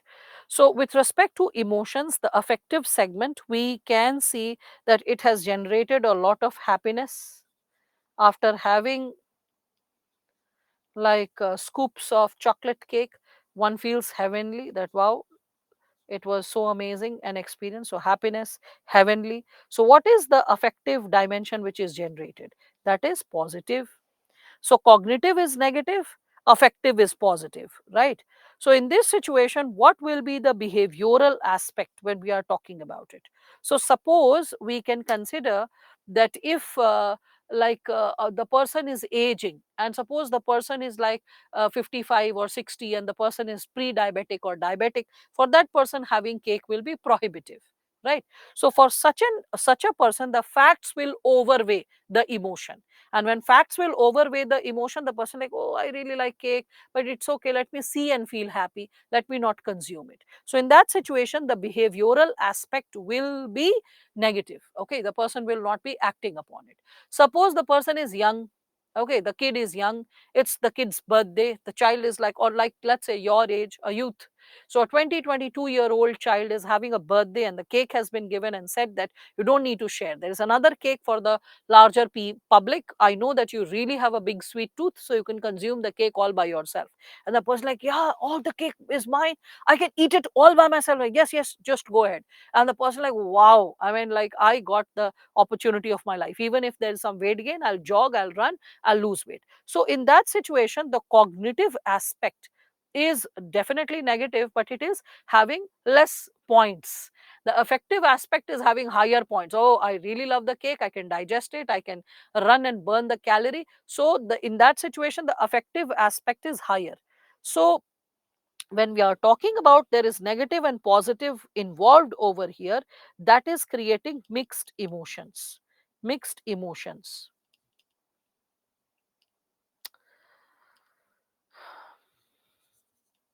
And when it is generating mixed emotions, now it depends on what happens. If there are more negative or there are more positives, what is there, more negatives or more positives? If there are more negatives, then in that situation we will be seeing that the mixed emotion will be overladen by fact. So that will be like a weak positive attitude. Weak positive means your tendency to eat will be less, because you can see that is positive is less. So weak positive attitude. So less tendency to eat. Okay, less tendency to eat, or to eat in less quantity. Less quantity is eaten, something like that. Whereas when you have more positives, then it is weak negative. When it is weak negative, you have lesser points to not adhere to following like why one should not eat. So the weak negative attitude. Okay, so the weak negative attitude will generate the possibility of like a strong tendency to eat. A strong tendency to eat. More more quantity can be consumed. More quantity can be eaten. Now comes after this, when you are talking about this mixed emotion, then comes the situation. If you remember the situation, so if someone is giving the cake, then the person will have. The person is having money in the pocket, then the person will have. If the person has less money, the person can skip, maybe not today, maybe some other day. If the person has, like, let us consider if the person is not gifted a cake, maybe the person can wait for the birthday. So there can be other situations also supporting the possibility of a person eating a cake or not eating a cake. Got it, all of you? Now, with respect to this, when we are talking about it, thank you for the support, SME. So, when similarly, when we, but see, Rahul, good that you are like, quoting Brithano, and you are saying that human nature is, he said that the consciousness of lacking something in nature of human consciousness, all that I really appreciate, but I expect you to connect with the concepts which I am teaching. Later on, if you are raising questions which are associated with basic explanations, I'll be like, why were you recalling Brithano when you had to think about CAB model? All right. So it's good to keep connecting the dots. But if you're thinking something which is not presently to be reflected, that will impact your tendency to connect with it. Okay. So, no problem. Those who are not understanding weak negative and weak positive, you will again reflect upon it in a while, because there's a diagram that I'll be drawing and explaining the same. So, no one needs to like feel this. Mixed emotion is B component. Yeah, the mixed emotion that you experience is not B component, because B is associated with your past behavior, what you have done in the past related to the same action. Okay, so mixed emotion is the outcome, because there is positive, there is negative, both the segments are there, so it's a mixed emotion. If positive is more, negative is less, you have a higher tendency to eat, so it is weak negative, because the negative reasons are less, so you have a higher tendency to eat. So weak negative attitude will encourage you to eat. Let me eat today, chalega, that attitude. But if you have a, like, you have more negative reasons and less positive reasons, you have a more tendency to skip eating it, because you know the health repercussions of it. So weak positive means there are more negative points, and this is something which is going to discourage you from like indulging in the act, indulging in the behavior. Misbah, are you understanding that? Right? Okay. So with respect to this, what is that, Sridhar? I can't understand. What is Kanglish batch? What is Kanglish? I cannot understand. What did you imply to say? So what happened to the girl pulling? Oh, aha, Akula, you're so curious about the third image. You want to surpass the second image also, just to understand the third image. Wow. All right. So, but cognition in cake example might be based on stereotypes that cake have high, low calorie cake. What, I would say, damaging fact you are sharing, Pulkit. There's nothing like low calorie cake. You will put cream, you will put a lot of oil, a lot of things to mix the ingredients. Okay, until unless you don't do all that, it will not puff up and the flavor will not come. So just by putting dates and ragi carrot cake with sweetened with dates, saying that you're only cutting down on a bit of calorie, but for blowing it up, for making it smooth, you have to put a lot of butter. You cannot skip that. Okay, so let's not get into that. So no, it's not explained yet, Akula. We'll be discussing about it. So behavioral aspect in the past, because past is already incorporated, that is something which is going to impact the individual, how the person is going to enact. So behavioral, we are talking about the attitude, how it is getting formed. So the behavioral component will be associated to how the person has enacted in the past, plus the situations which are involved. All that will lead to culmination of the final behavior. Anyway, let's get back to the bitter gourd thing. So like, let's say bitter gourd, if I'm talking about it, the cognitive aspect, there will be a lot of positive facts associated with it, right? So the behavioral, no, sorry, the affective aspect, there will be a lot of negative emotions associated with it because of the taste, that the taste is like really bad, right? The health benefits are really high. So really high. So this is also generating mixed emotion. This bitter gourd is also generating mixed emotions, right? But mixed emotions, or we can say confusion, and mixed emotion or confusion leads to a weak attitude. Your tendency to enact upon the situation is there, okay, that you will not be working on it. So weak attitude. Now, how will you finally act upon a situation when I'm speaking of it? Okay, so the external locus of control. What is the external locus of control? External locus of control is nothing but the facts of the case. Okay, so suppose a person is sick for past few days. Like, let's say the doctor has recommended to eat bitter gourd. Doctor has recommended, okay, for bitter gourd. So in that situation, what will happen? In that situation, we can see that the cognitive aspects, okay, the cognitive aspects means the facts. There are more points for facts, and the affective aspect, that is the negative emotions that you have towards bitter gourd, there are less reasons to entertain it. Okay, so less reasons to entertain. So in this situation, what will happen? One shall eat, one shall eat it even if one doesn't like it. One doesn't like it. Now let me flip the situation. Suppose a person is completely healthy, okay, doesn't like bitter gourd, doesn't like the taste. So the person will be saying that, well, I would supplement it. I would supplement the nutrient from other source. Nutrient from other source. I would supplement the nutrient from other source. So the moment it is suggested that I'll supplement the nutrient from other source, so in that situation, what will happen?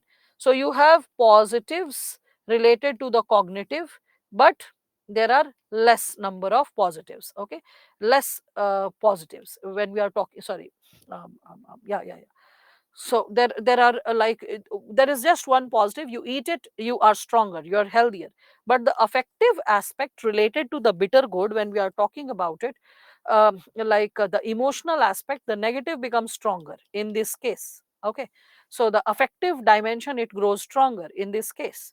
So like that, I don't like the taste, so taste, texture, it looks like a crocodile to me, whatever. Okay, so taste, texture, the look, okay, the all of it I don't like. So in that situation, when you are having too many negative emotions related to it, the tendency will be to run away, tendency to run away from eating, run away from eating.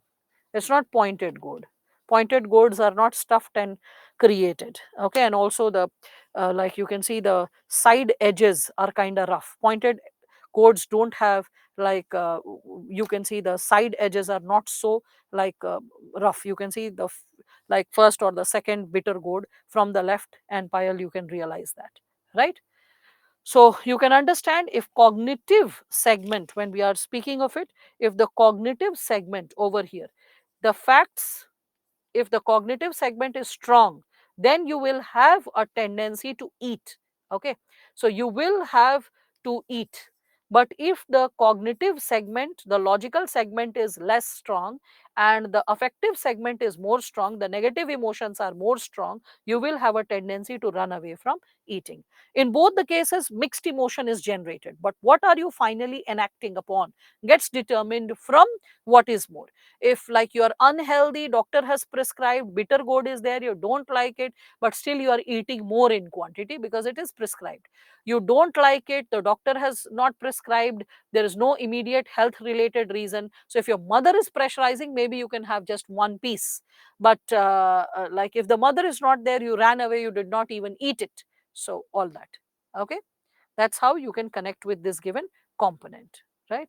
Is being health conscious an attitude which affects the behavior? Yes, so very true. All right.